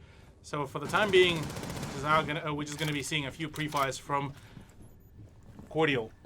Pardon, I was about to call him Crucial from that far away on the display for us. But yeah, either way, Cordial couldn't really hit any kind of pre-fires or shots. So for the time being, we are going to be sticking around to the 4 versus 4 situation. Now the Thermite should be able to get the breach, although I believe there is some presence in the downstairs ground floor bar, so we'll have to see what will really happen. There's already the kill for Tryhard, finally. Does he Man's get out, able though? to claim another frag, so that is... Wait, is he already in Freezer? Hold on. Oblivion does manage to claim the life of Cordial, so at the very least there's that, but in a 3 versus 3, things might get a little bit iffy here. Yeah, I'm just going to go ahead and still sit around. You've got the C4. That can easily kill the round if you can connect it. And that may have connected the round and secured it. But no, Tryhard is not going to give it up just so easily. But Oblivion will say no. Now it's all up to the Thatcher. All up to Mixers to see if he can get it done in seconds, Cthulhu. Look, I love to see clutches. But 3 seconds is not a hell of a lot of time. Not at all. Match point. Wait, yeah, that is match point, correct, yes. Match point is in full effect. 6 rounds in a row. Exo are completely dominating this map. And was this their map pick, actually? This is Bance, I believe. Because Correct, yes. Exo want to go to Coastline, which is going to be... That's an even spicier map, actually. I don't know how hopeful I am for Bance on that one after seeing how I'm going here so far. But now I do usually say when you swap the sides, that's when you can really know if a team's running away with it. But you don't need to swap sides to see what's going on here. Exto now going to be on the attack. So unless they are horrendous on the attack compared to their defense, I think this is going to take them 1 round. I mean, we saw a few times when Exo would have a few troubles with some of the pushes and coordination when they're switching over from the defense to the attack or vice versa. But yeah, with the things been working right now, I don't think we are going to be seeing that kind of hiccup. Look, Exo continuously, pretty much throughout the whole match, whenever they were traded, they were always staying 1 man up above Bance, and this is exactly what has been keeping them afloat. So here, if they can do the similar thing, if they just can take quick control of Piano, Cigar Shop, maybe White Stairs, this is where they can really collapse onto site, completely disconnect all of the defensive players and just take all of those gunfights for themselves. Yeah, well. Bance are right up against the wall right now. 6 round row are going to be needed to win here, or at least bring it to time. That's the other thing as well. They're on match point. They're on match point, so it's not even like you can just suddenly swing it back to like a 7-5. They're going to win 6 in a row, and then more after that for Bance. Oh, man. But I think right now for Bance, a win would be to pick up a few rounds here, right? They don't want to go down with 0 rounds under their belt. But it's rough to not get a single 1.5 on it. Look, if it will be a 7-0, this will be the best 100-0 at this point of a beginning for the season, because not only for the first playdate we saw nearly 30 rounds at the very first matchup to be played out, we will be finishing the first week with a 7-0. We've seen a 7-1. We've seen 7-1, but we haven't seen the 7-0. So, that would be one way to really turn around the general pace of the whole play week overall. Okay, Bance. Let's see what you got here on defense. And Exto, you're magical on defense. So, what have you got here for us on attack? A man that super impressed me today has been Dark. I'm really glad to see him come in and pop off, but then you've still got players like Mitchie who are having a great round. I mean, sorry Dark, I'll hype you up, so of course that means you're going to die first in the round. So apologies there, mate, but look, even then, I'm still not convinced the Bants have got this one. Look, I'm still gonna preserve all my thoughts about this match, well, for the remainder of it, rather. And then we'll see how things will really go off, because right now Tryhard is able to find his second kill, and that is Jordy. So 2 of the 3 speeds are already off the board, and now you have only 3 remaining players in face of Mitchie, Sawyer, and Oblivion. Mitchie right now already has revealed his position via that Melusi gadget, and right now he is still yet to take control of the white hallway, which certainly not looking like it's going to happen anytime soon, albeit he might just swing right now. Yeah, I mean, you pretty much have to go for the swings like this. He gets it, and he gets it without losing any health either. Although he makes a very dangerous crossing across the doorway, and now these swings have got to be perfect. He wants to get this done. Okay. They've evened the numbers up now, actually. Just a little for a brief moment, though. Yeah. Slippily slipped out of control, but they still are pushing up here. Are they going to go for the swing around the corner? Oh, he knew he was lying down. Read him like a book, but immediately to turn the page, and Bants will grab that next one up, and now it's just one man left. And Mitchie, 1 health, 1 life, 1 man, and 1 hope. With 15 seconds to go, this is going to be, all but impossible. So Bants will actually get around. Try hard. Yeah, the only way to finish it off. Tryhard on the single round that they do take, they managed to do it with quite some finesse to get rid of the Sophia with the Star Wars gadget with the pew-pews, but oh man, you know, that's one way to do it. You can tell exactly what they're right now, where they're stoked to get 1 win, and it's, you see him down, you're like, no, let me get the kill, let me get it, I'll make it good, and he made it great. He made it great, yeah. He most definitely made it great.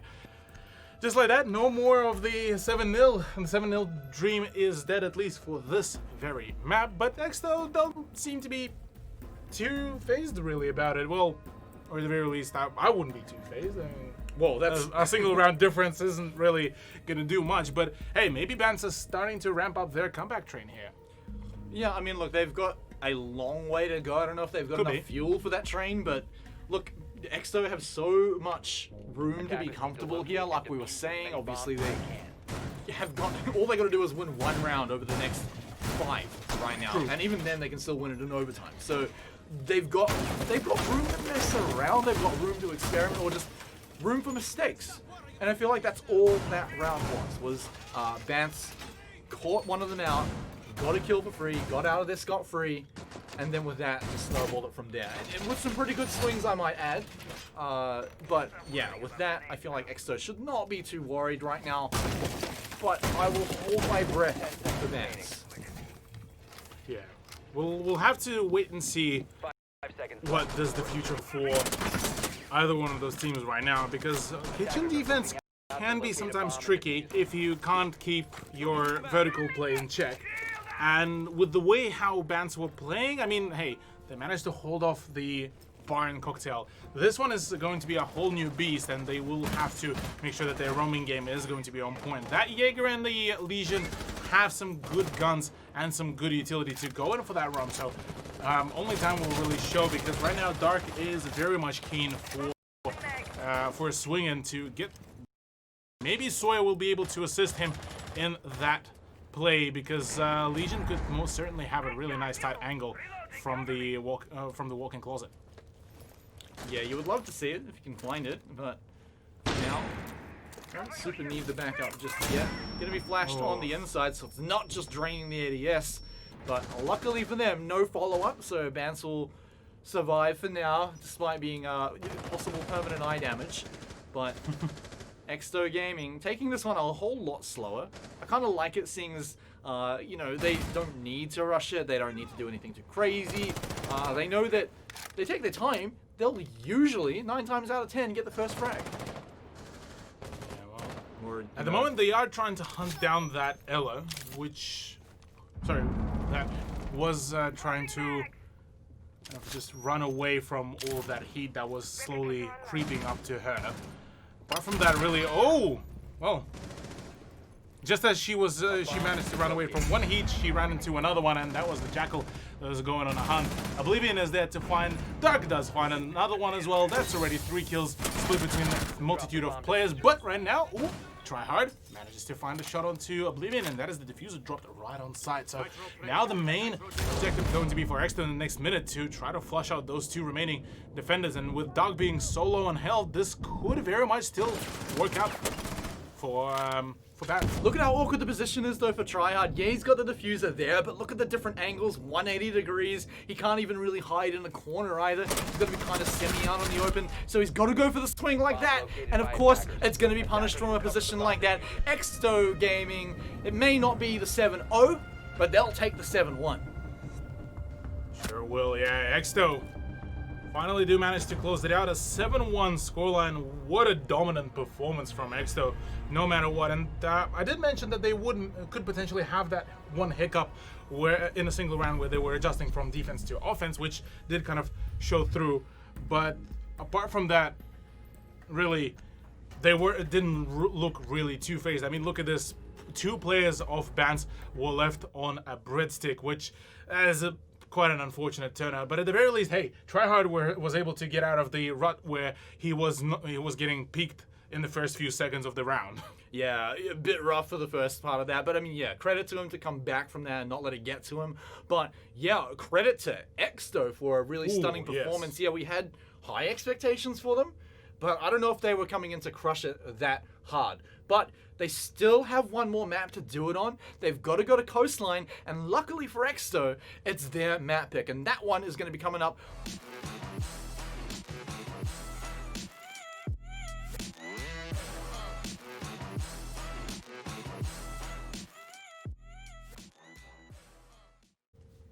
G'day, welcome back guys. We are just one match away from wrapping up our very first week here in Season 3 of LPL Pro for Rainbow Six Siege. I'm Smite, he's Cthulu, and we just saw a very, very, very quick match on Cafe. Oh yes, very dominant performance from Exto Gaming where they completely demolished their opposition of bans, only allowing them to grab a single round, which was actually pretty well executed overall, all things considered.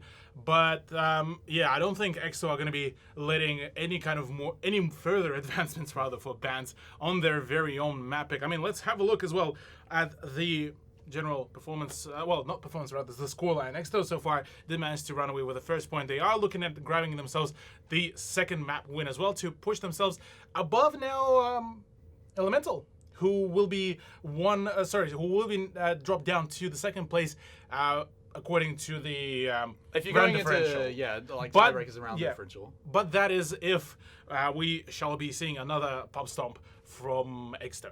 Well, I mean, look, as we're just jumping into game number 2 here on Coastline, like you said, this is going to be Exto's map pick. We need to see something extraordinarily different from Bance if they're going to take this map out or even make it competitive. Yes, yeah. Bans will definitely need to do quite a whole lot of things. Well, first of all, it will be Exto actually to kick things off for their orange defense to ban out the orange offense, pardon. Yeah, to ban out Ace to get rid of him. The up next will be potentially maybe a Thatcher to be banned by. I think it's pretty safe to say Thatcher, but you never know. Well, we saw Buck last time. But instead it's going to be Jackal. Okay, so we will be returning to the Jackal ban as of previously. Let's see what will be banned out. It's a pretty quick decision. I believe it will be maybe a Mira. Yeah, no. Instead it will be a Valkyrie to ban out, and I would imagine the last one would be the Mira ban. If not Mira, then I don't know. Maybe a Womai could be banned out. Yeah, Womai's seen probably the second most bans after that. You know, Mirik pops out quite a lot, but there it is. I mean, not really too much of a surprise. Fair enough, yeah. Mira does, well, she can be a very powerful operator to really play with in the right hands and in the right situation. So, yeah, certainly having her out is going to help the defense of either one of the teams to just, well, not helping the defense, helping the offense. I'm just mixing up all the words. That's all right. That was a really quick match. So It was a quick match, so yeah, my brain is still catching up on that. Or rather, my boomer brain at this yeah, point. your boomer brain. Boomer brain.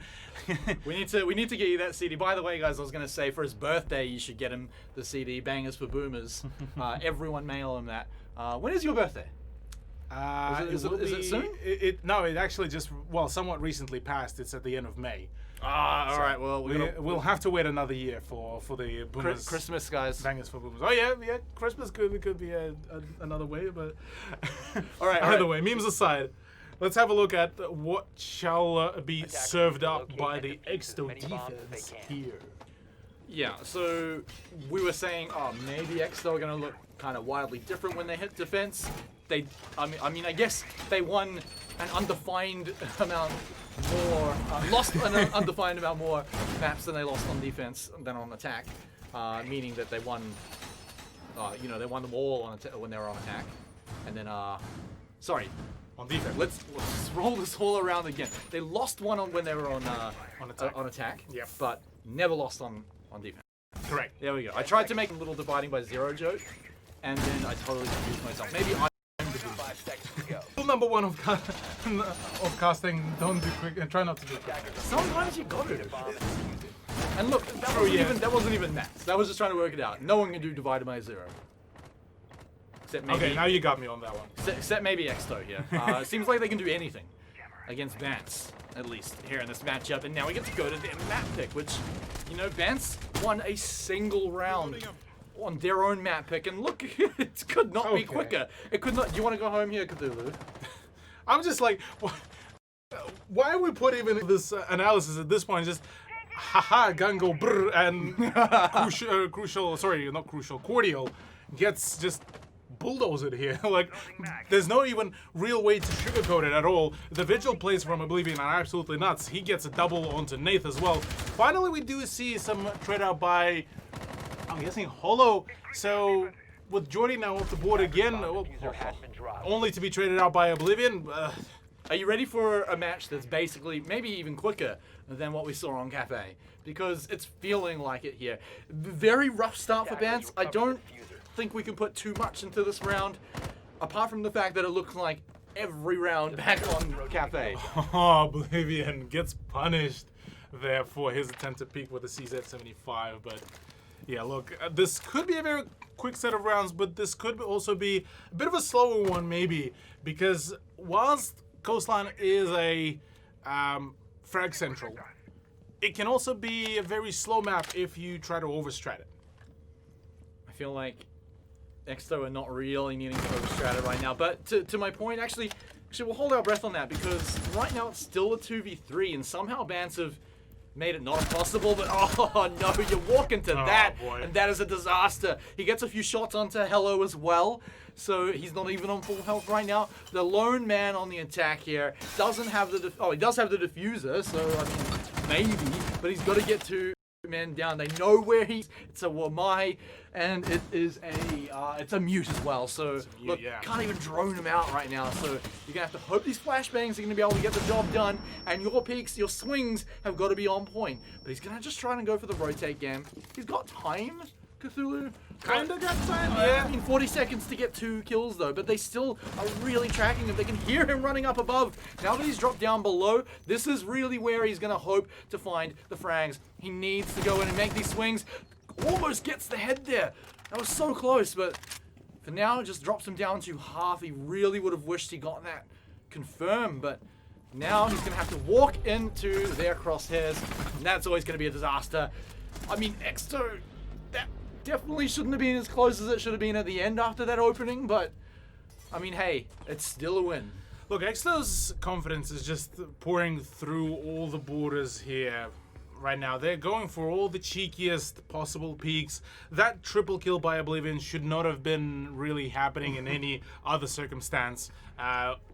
Whether Exto will be versing a completely different team or with Vance if they were much more prepared. But yeah, right now, look, Exto are being allowed to run away with a fair few of the frags without really any sort of consequences, and only when they start to run into the attackers and actually just trying to meme it up. Now this is where they get punished. Sorry, I was about to. I had that thing where you're about to sneeze and then you don't sneeze. So. Oh god, yeah. Yeah, I didn't really know how to communicate that to you, but the good news. Oh, actually, it's not good news. I love sneezing, but yeah. It didn't I don't work think out. it will be good for the broadcast either way. Yeah, because it's one of those ones where you try to make it quiet and it just makes it louder. Oh yeah, that. And then it also hurts at the end as well. Yeah, you feel like you broke your nose. Luckily, none of that happened to me, guys. So, we're good. And you didn't even have to worry about hearing the sneeze. So, luckily, Bance. I mean, look, they just have to make it a second without losing anyone into the start of this round because look, Exeter were onto the ball right from the get-go to get those opening frags, get those spawn peaks. Of course, you've got to imagine that Exeter are going to be looking for them again. Why would you not take those free kills? So Bance, they got onto it pretty quickly last time. But I'm still surprised it even happened to them into the first round. Yeah, I'm quite surprised as well. A few of the ideas to try to maybe get a few peak points, maybe try to swing, could have been in good intentions, but unfortunately, apart from that, nothing was really presented in the right way. Jordy once again keeps on just clowning on Nath, who now tried to go in as a Twitch and would have been the grand solution to a fair few issues, but alas, didn't really come to fruition. And well, now in a 4v5, make no. it 3v5 as there's another cheeky swing by Oblivion. We'll be ensuring that Vance will be not feeling too confident about their plays. Yeah, even the frag out the window feels like the punch in the gut that they really didn't need at this point in the round. Bance, 3 people to take in the attack. At least they've got a bit of time here, 2 minutes to go, and they're getting frags back. So it's not done, it's not over just yet, and they've got to think about it here. Well, no, you don't. You got to check that. You got to check the barricade. I mean, he looked, but hide and seek champion there. Brain doesn't register. It happens sometimes. It's the most annoying thing as well. You think, you check this like, oh no, never mind. That pixel is actually moving. Yeah, I'm just imagining that pixel. But yeah, rough when you look at it and then you turn away and then yeah, actually it turns out there was someone there. And look, Please. out the window, let them into the building, man. Like, do you want this to be a competition right now? Because Exeter are making this look like a complete wash. And I think this is a really good example of kind of where Bance sat in Season 2. We'll watch this out for Cordial. Okay, now there we go. So, what's up? Oh no. He was in the ruins. He was on that continuous run out. He was tagged all this time as well, and he was able to get that frag. Yeah, Exeter right now making the whole... Unfortunately, there's no way to sugarcoat it. I hate being the person that keeps on harping on the failures of one of the teams, but right now Exeter are just making this whole match look like just their whole team practicing in realistic T-Hunt. It feels harsh, but I mean, look, it is getting to that point. It is what it is at this point. Yeah, I mean, 7-1 last round was pretty much them continuously dominating here. On Coastline, it's even more so pronounced here. It's just the way how they keep on picking up. Well, yeah, please. I think Vance is starting to feel it here because they are getting desperate. I don't know if I want to say desperate here because maybe they've got a plan for these picks here, but what is going through their minds when they're pulling out Monty and Amaru here? Is there a Coastline specific strategy for this? I don't think there is. I mean, we saw, I think it was actually Ferox and PC419 when they played it on... They threw the Amaru. Yeah, they brought in the Amaru for Nazgul, and he was trying to kind of make her work, but she was making a kind of 50-50 success rate. So I think he died early on, like multiple times, but his team still won the round. Yeah. Here I think for Vance this might be a semi panic pick for Amaru. Actually, maybe Monty more so than Amaru. Yeah, I'd say the Monty. Yeah, Amaru is more so of a pick that is just, hey, we want to change the pace a little bit. Yeah, and maybe it is what changes things up. So we'll have to wait and see. Maybe Vance have got something special for us here, but Exeter were really showing why they were a team that could skyrocket to the top at the start of the round robin last time. They're looking to do it again. I mean, look, until something changes, it looks like that's what's going to happen here for a 2-0. But look, the other thing as well is that Vance was near the bottom of the table last season. Not quite in relegation, but oh, hang on. We'll maybe bump them up a little bit.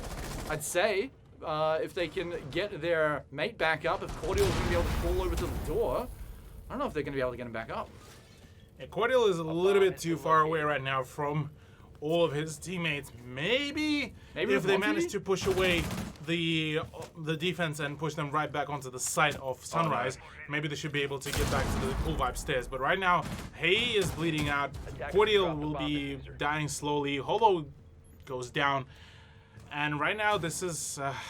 oh, man. Yeah, it's looking not too favorable for Bans, but still very workable, given that Jordy has one down.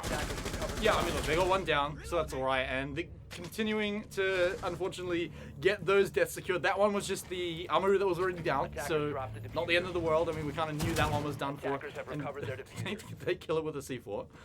I think they did. Yeah, it wasn't down with a C4 and then she bled out, but yeah. No. Oh, right. Yeah, right. Of course, that comes up in the kill. Anyway. So, surprisingly, the plant's going down. So, that was a very, very ballsy play there from Vance. I'm not sure if they thought that was going to work or if they were just hoping at that point, because the round was pretty much over for sure anyway. But I will always respect teams that go for plays like that where things are pretty much over. You know you're not winning on the even footing. So you may as well go in for something that might catch the enemy team off guard. Maybe they slip on their mouse or something and you can get the plant and you can get the turnaround on the frag. Because if other things aren't working, something like that might be your play. Yeah. A few changes in the pace would have been nice there for Bans. They are trying their very best to do that. At the very least, I'll give them that. But either way, quite unfortunate for them, they will not be seeing the victory in the round number 3. Still a fair few rounds to go, but if Exto are planning to repeat the similar way how they've taken Cafe, this half will be over somewhat pretty soon. Yeah, I mean, I'm going to take it back. I don't think they were getting desperate with the Monty and Amaru pick because it's coming out again. So they're clearly thinking that something's going to work with this one. So it's definitely been planned. So, I'll apologize for that one, Bance. But yeah, Exto still shut that composition down. They still deny any kind of pressure. The Amaru got inside to find something, but then immediately traded back and just bled out on the floor for more than half the round. So this time Exo are going to be ready for it. They know what they're going to do, what Bans are going to do with this composition. So any kind of maybe surprise elements or anything that might catch Exo off guard will now be gone. Unless there's something else, man. 5 seconds left. Bans might still try to run. I think they still haven't fully unlocked the potential of the Umaru that could be used pretty well if they manage to time that. Because just like, say, timing the Lion scan with some of the pushes, it could be huge. And, well, Nate does manage to actually find a shot onto Michi, so no longer the Goyo will be the Boyo. Yeah, but that's what we're talking about. That's what we need to see. That's what we need to see, yeah. Some first opening frags with minimal punishment for Bans. And if they are able right now, if, say, Nath goes in for the swing with the Gara hook and able to back, or rather to come through with some of the frags and swing in, he will be able to assist his team immensely. But just as I say that, Nath goes down, but so is Dark. Yeah, but that's okay. You trade the half-health Amaru for a full-health opponent. Fortunately, they took the whole lot of damage back and even secure the kill. But no, even at those low health bars, they turn the kills around. Bans looking in control here. They can drop the ball in this round, but no, they won't. They won't let it happen. Oh, yes. Despite the low health bars. So Bans, baby, are still in this one. There it is. There's the Bans that we nearly forgot how they looked. Finally, that is a phenomenal swing. Look at how stoked he was as well when he swung his camera around. Yeah, he was excited for that. Very nicely done by the Hibana of Holo. And yeah, look, Bans finally starting to make the plays, starting to finally work as a singular unit, and certainly looking like they may be going to start the comeback, but a little bit too early. But either way, this has been a really good effort for that very specific round. I'm gonna say that. Oh yeah, look, they got the entry frag, they secured it, they importantly got some really good trades back without dying. Yeah, and they managed to punish all of those runouts, which should force Exto to shut down and to curb their aggression a little bit backward. I don't know. Do you know Exto? I feel like they might still do it. They I might. mean, they still will attempt it. I'm not saying that they will completely stop it, but at the very least, they won't go for those overly obnoxious runouts, like what I think was Dark, who was on the vigil, who tried to go in for the full-on swing out the front door and pretty much got punished because he was blind firing through the bushes. So stuff like this should be curbed pretty quickly thanks to Bance's flank watch. Well, speaking of obnoxious, we now got Clash in the field and Ying. Probably both the most obnoxious players, operators on each side, but I mean, we know what's going to happen when Ying is being brought on board for that. are you sure? Are you sure you knew what was gonna happen? I don't know if you were. Well, there goes the hope of seeing the absolute painful for the eyes, but a joy to witness the Ying rush with the smokes and the candelas. What happened? Just one tap to the face. Why? Back of the head execution. You get that to the point where you just execute your own Ying. Alright, well, okay, let's go into this one 4v5 Vance without the Ying, and so they've got to go in and get Clash as well. Always super annoying. At least they have the Monty, kind of... Oh boy. Look, I'm not going to do the thing where I say I get $1 million and then don't get it, because look, this Caster Curse thing's really not working out for me, Cthulhu. Yeah, Caster Curse is certainly not working for either one of us, to be honest here, Smite. At the very least, Mixes is able to find a double. Very nice. Able to almost even out the player count, albeit being quite a little bit low on health. There is a flank from Oblivion who could potentially find a frag, but Mixes is onto it. Knows that there's somebody coming around. There's a swing. Fantastic headshot. Only does leave Holo as the last man standing, but the pistol, the pistol of Dark will be the one to shut things down. It is the 5th round and the 4th point for Exto Gaming. I don't want to be that guy, but Yeah. imagine if that round went with 5 people for Vance. I can actually imagine it would have been a completely different round, first of all, and a completely different push, because they could have just went in for the push towards the supply room. I mean, it just simply would have been the difference between maybe a trade and a kill for free, or maybe... or winning a round, or lost in a round. Yeah, well, that's the big thing at the end of the day. That's what it all adds up to. But yeah, look, this time, hopefully, they'll walk into it with all 5 members here. Don't do it to them, Exto. Do not do it to them. Actually, do it. Please, actually do it. I kind of really want to see it, but no, they're not going to pull out the chunker just yet. They're not feeling that brutal. Yeah. I don't think they would want to go for like full-on meme setups, albeit that Jordy is already bringing in the Clash, but Clash on this map is actually not a bad idea, just because, well, for Jordy, for him being that aggressive, bringing in the shield operator would at the very least ensure that he still keeps on gathering the information fresh off the bat the moment the attack is spawned. Yeah, he did get a little bit executed in that last round. It's definitely one of those operators you'd love to see make it all the way to the end of the round, especially in those 1v1 situations. So, Flash, Jordy, definitely want to stick around, but then you can also push off the aggressive playstyle like we've been seeing, where he just pushes forward, retreats if he needs to, but yeah, it's a whole lot of intel that he can get for his team, nice and safely, and not really a whole lot the Vance can do about it. So, I mean, thanks to him, Monty got killed in the previous round. yeah. He was one of the enablers for that, so... Diversion. Interesting bounce around the... But yeah, still a few things... Did I just witness Neo like dodge all the bullets? Dark, how, why, and what? There's already a plethora of kills actually coming around as Exto, 2 players actually fall. That is the Melusi and Maestro. There's already a push on with the Candelas. I believe at least 2 of them have been used up. There's no down on the Maestro, and well, it's rather not Maestro, it's Alibi that will be punishing Cordial. And just like that, we are down to a 3 versus 2. All of a sudden, Vance lost all of their man advantage. Yeah, but when you've only got 2 people left and there's a Clash on the other side, that's where things get really tricky. You got to be very creative in it, and how you surround her, get the angles on her. Now that it's a 2v2, it's a little more doable, but the Clash is still really annoying during all this. At least there's still 2 minutes of the round. 2 minutes. Everyone's dead. And we still have 2 minutes left. Okay, so Bance, yeah, they can maybe find a way into this one. They've got to get through the clash. They've got to worry about Dark as well, who's been an absolute monster. He's going to be running around on the Jaeger too. So very scary opponents right now to come into. Geordie is just hanging around to see if anyone's going to walk into his crosshairs. Doesn't even need the shield right now, so can just go for a swing, and it's not even a question of whether he can get it. But what is a question is, can you 1v1 the clash? The answer is no. I was kind of partially waiting for Geordie to just pull out the shield and zap the Zofia to death, because he can actually do that at that little amount of health.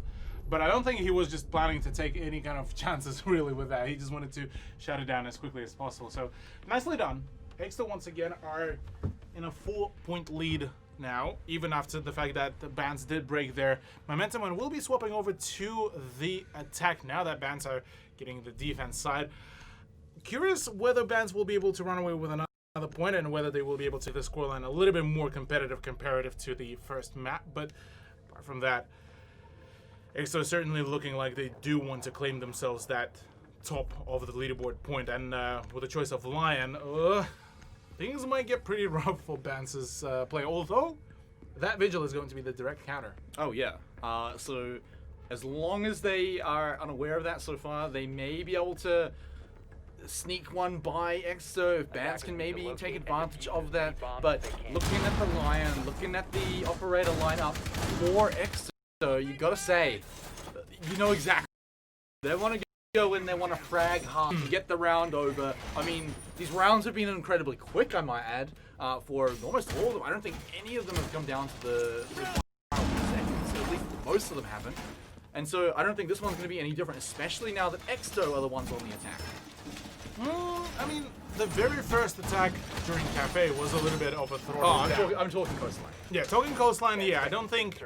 I'll agree with you here. I don't think there will be any kind of very slow rounds. EXO seeming to be quite confident for some of their pushes and attacks, but Holo has something to say about that. Will be attempting to peek with a pistol. I'm curious, to say the very least, about why would he do that rather than, say, whip out the TCSG or the Vector, as both of them can be very deadly, but... Maybe he didn't want the barrel poking out. I don't know. That's a viable thought, but again, yeah, still, you still get the element of surprise. But maybe he's just literally has the brain of 3,000 IQ that I can't even comprehend. But talking about what can't be comprehended is Vigil surviving for anywhere longer than 30 seconds, because right now 2 of the players of Bans just got completely annihilated by Mitchie. Yeah, and this is where it looked dire, because you still got all the E1Ds to go. You do get dropped down. You lose Dark on the Ash. That's a painful thing to lose. The first E1D's done, so we'll see if they can find... They haven't really found anything with... I think they got 1 ping, but another one falls here. And that Band's backing off to see if they can make the 2 before hold happen. They've traded a little bit of damage back onto Oblivion. Maybe they can find that Lion, but... I mean, Lion's one of those operators that can just literally push a button and bring value.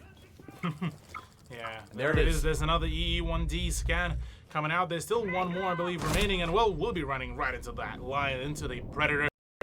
Holo, meanwhile, down gets a double. Very confident swing as well, might I add. Very nicely done, and well, 1v2 now is much more workable here. Does use up his C4, but to no success just yet. Gets tagged up and spotted on the drone, but doesn't even care anymore. Geordie just swings in with a G8, clicks heads, and well, that's a match point. That's a quick match point too. I mean, just as quick as Cafe, although arguably quicker because these rounds individually have been a whole lot quicker here on Coastline.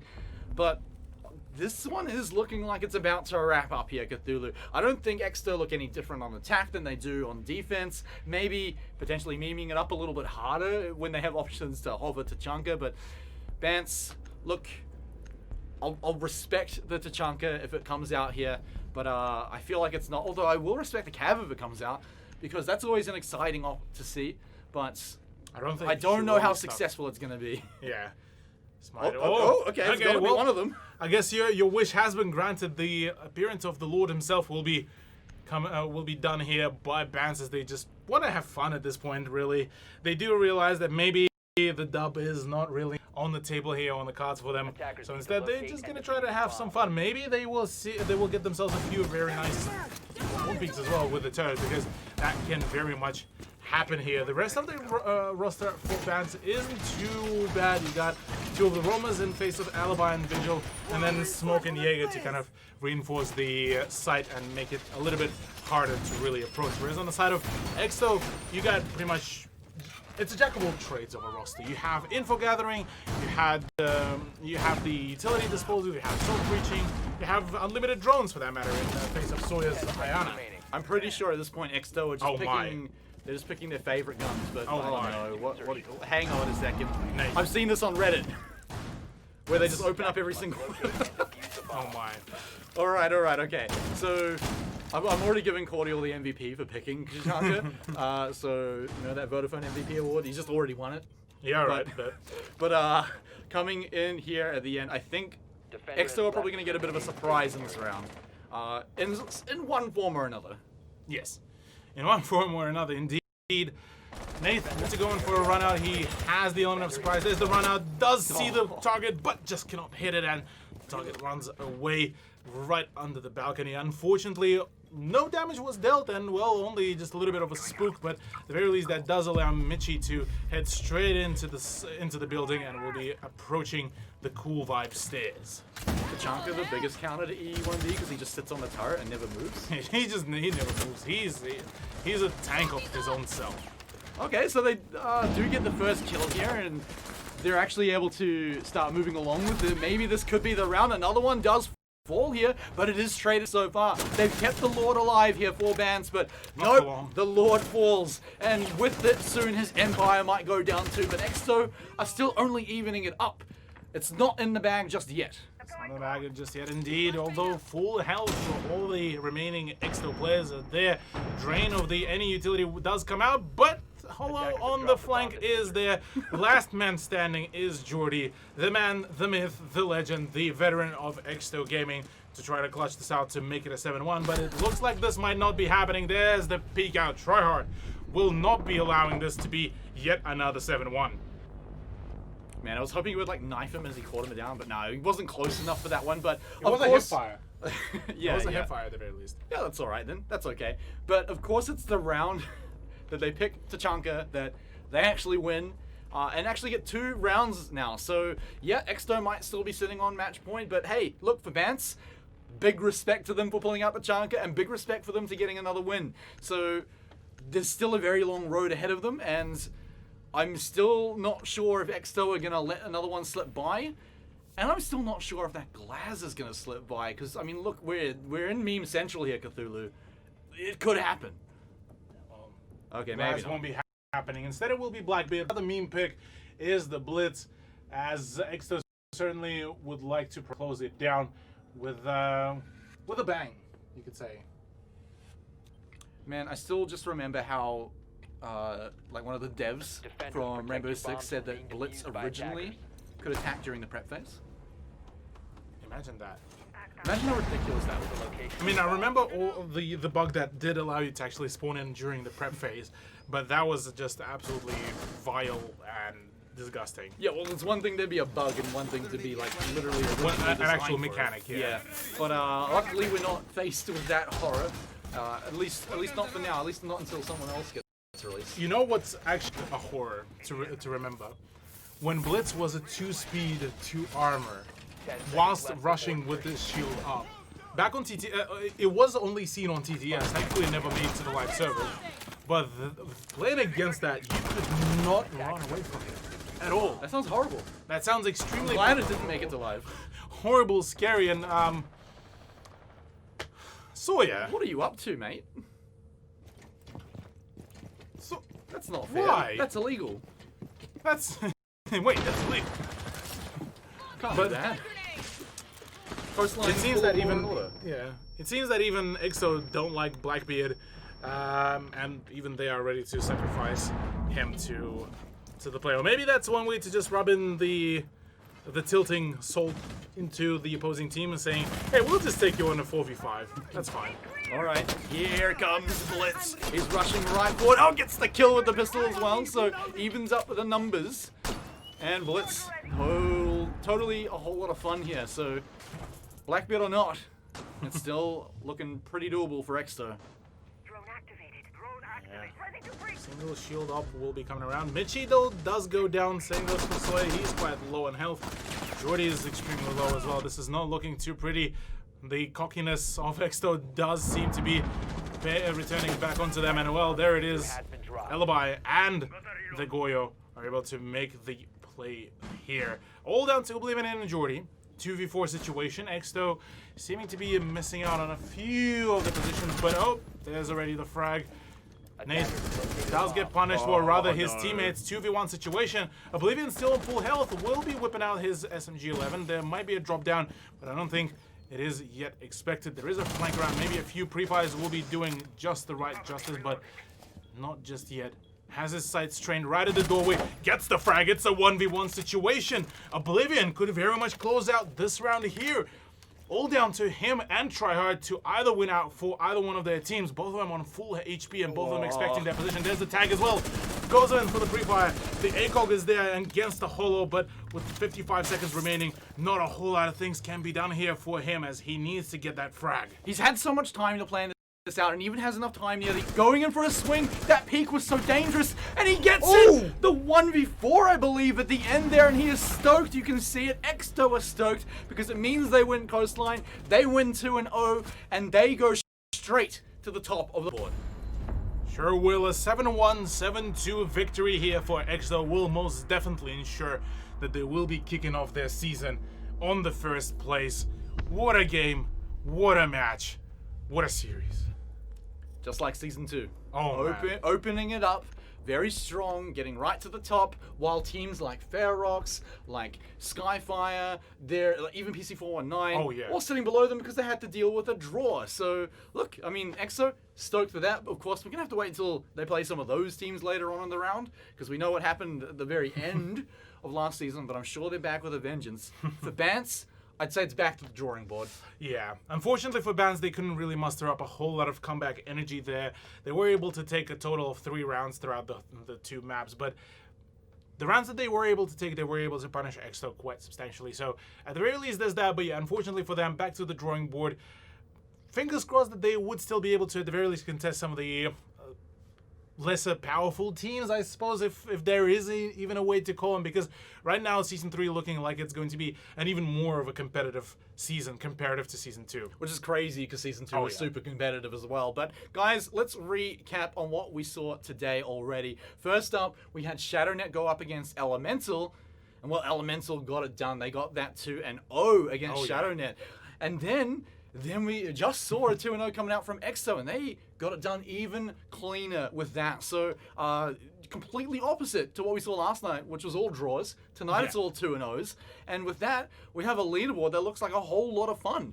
So we take a look at it. Of course, Exto shot right up to the top. A round difference of value, which I'm sure we'll sort out. Now, Exto are bringing in the value of the rounds, the value of the dubs. That's right. And that is what puts them above Elemental Esports. Of course, it's actually the round difference, which luckily does leave Exo on top. And then Skyfire, Ferox, PC419, and Rufflecopter GG all tied up right now. Of course, there's round difference if we need tiebreakers later on. But then Bance and ShadowNet, unfortunately, they're both going to have to go back to the drawing board. They hit those 0-2s. They'll have to come back next week to see if they can pick up their wins then. But Cthulu, I mean, like I said, could not be any more different to what we saw last night. Yeah, yesterday was an absolute barn burner of a set of matches. 2 draws that we saw that does kind of set a very interesting picture for, at the very least, 4 different teams and their rivalries throughout this beginning of the season. Whereas for Exto and Elemental, they got themselves the early advantage here on the leaderboard, and maybe further down the line we'll be able to prove ourselves that they are maybe the next kings of the LPL Pro. But that is all yet remains to be seen. But at the very least, at the end of the first play week, we already got some very interesting storylines building up. That's right. And well, my lovely viewers, thank you so much for tuning in this week in week number 1 of Season 3 LPL Pro Rainbow Six Siege. Of course, we've got more Rainbow Six coming up for you over the next 7 weeks, and that's going to start on Tuesday next week. Same time, well, depending on where you are for daylight savings, I think it might actually be a bit different, so check that out. But guys, we'll see you next week, and have a good one. It's all down to Mitchie to try to deny that. He does able to deny the plant red. He's able to run down the time. Here it starts again. 1 kill already done. Next kill already done. Numbers do usually win out, so they are going to pick it up out through the wall. Camera in position. Get behind me!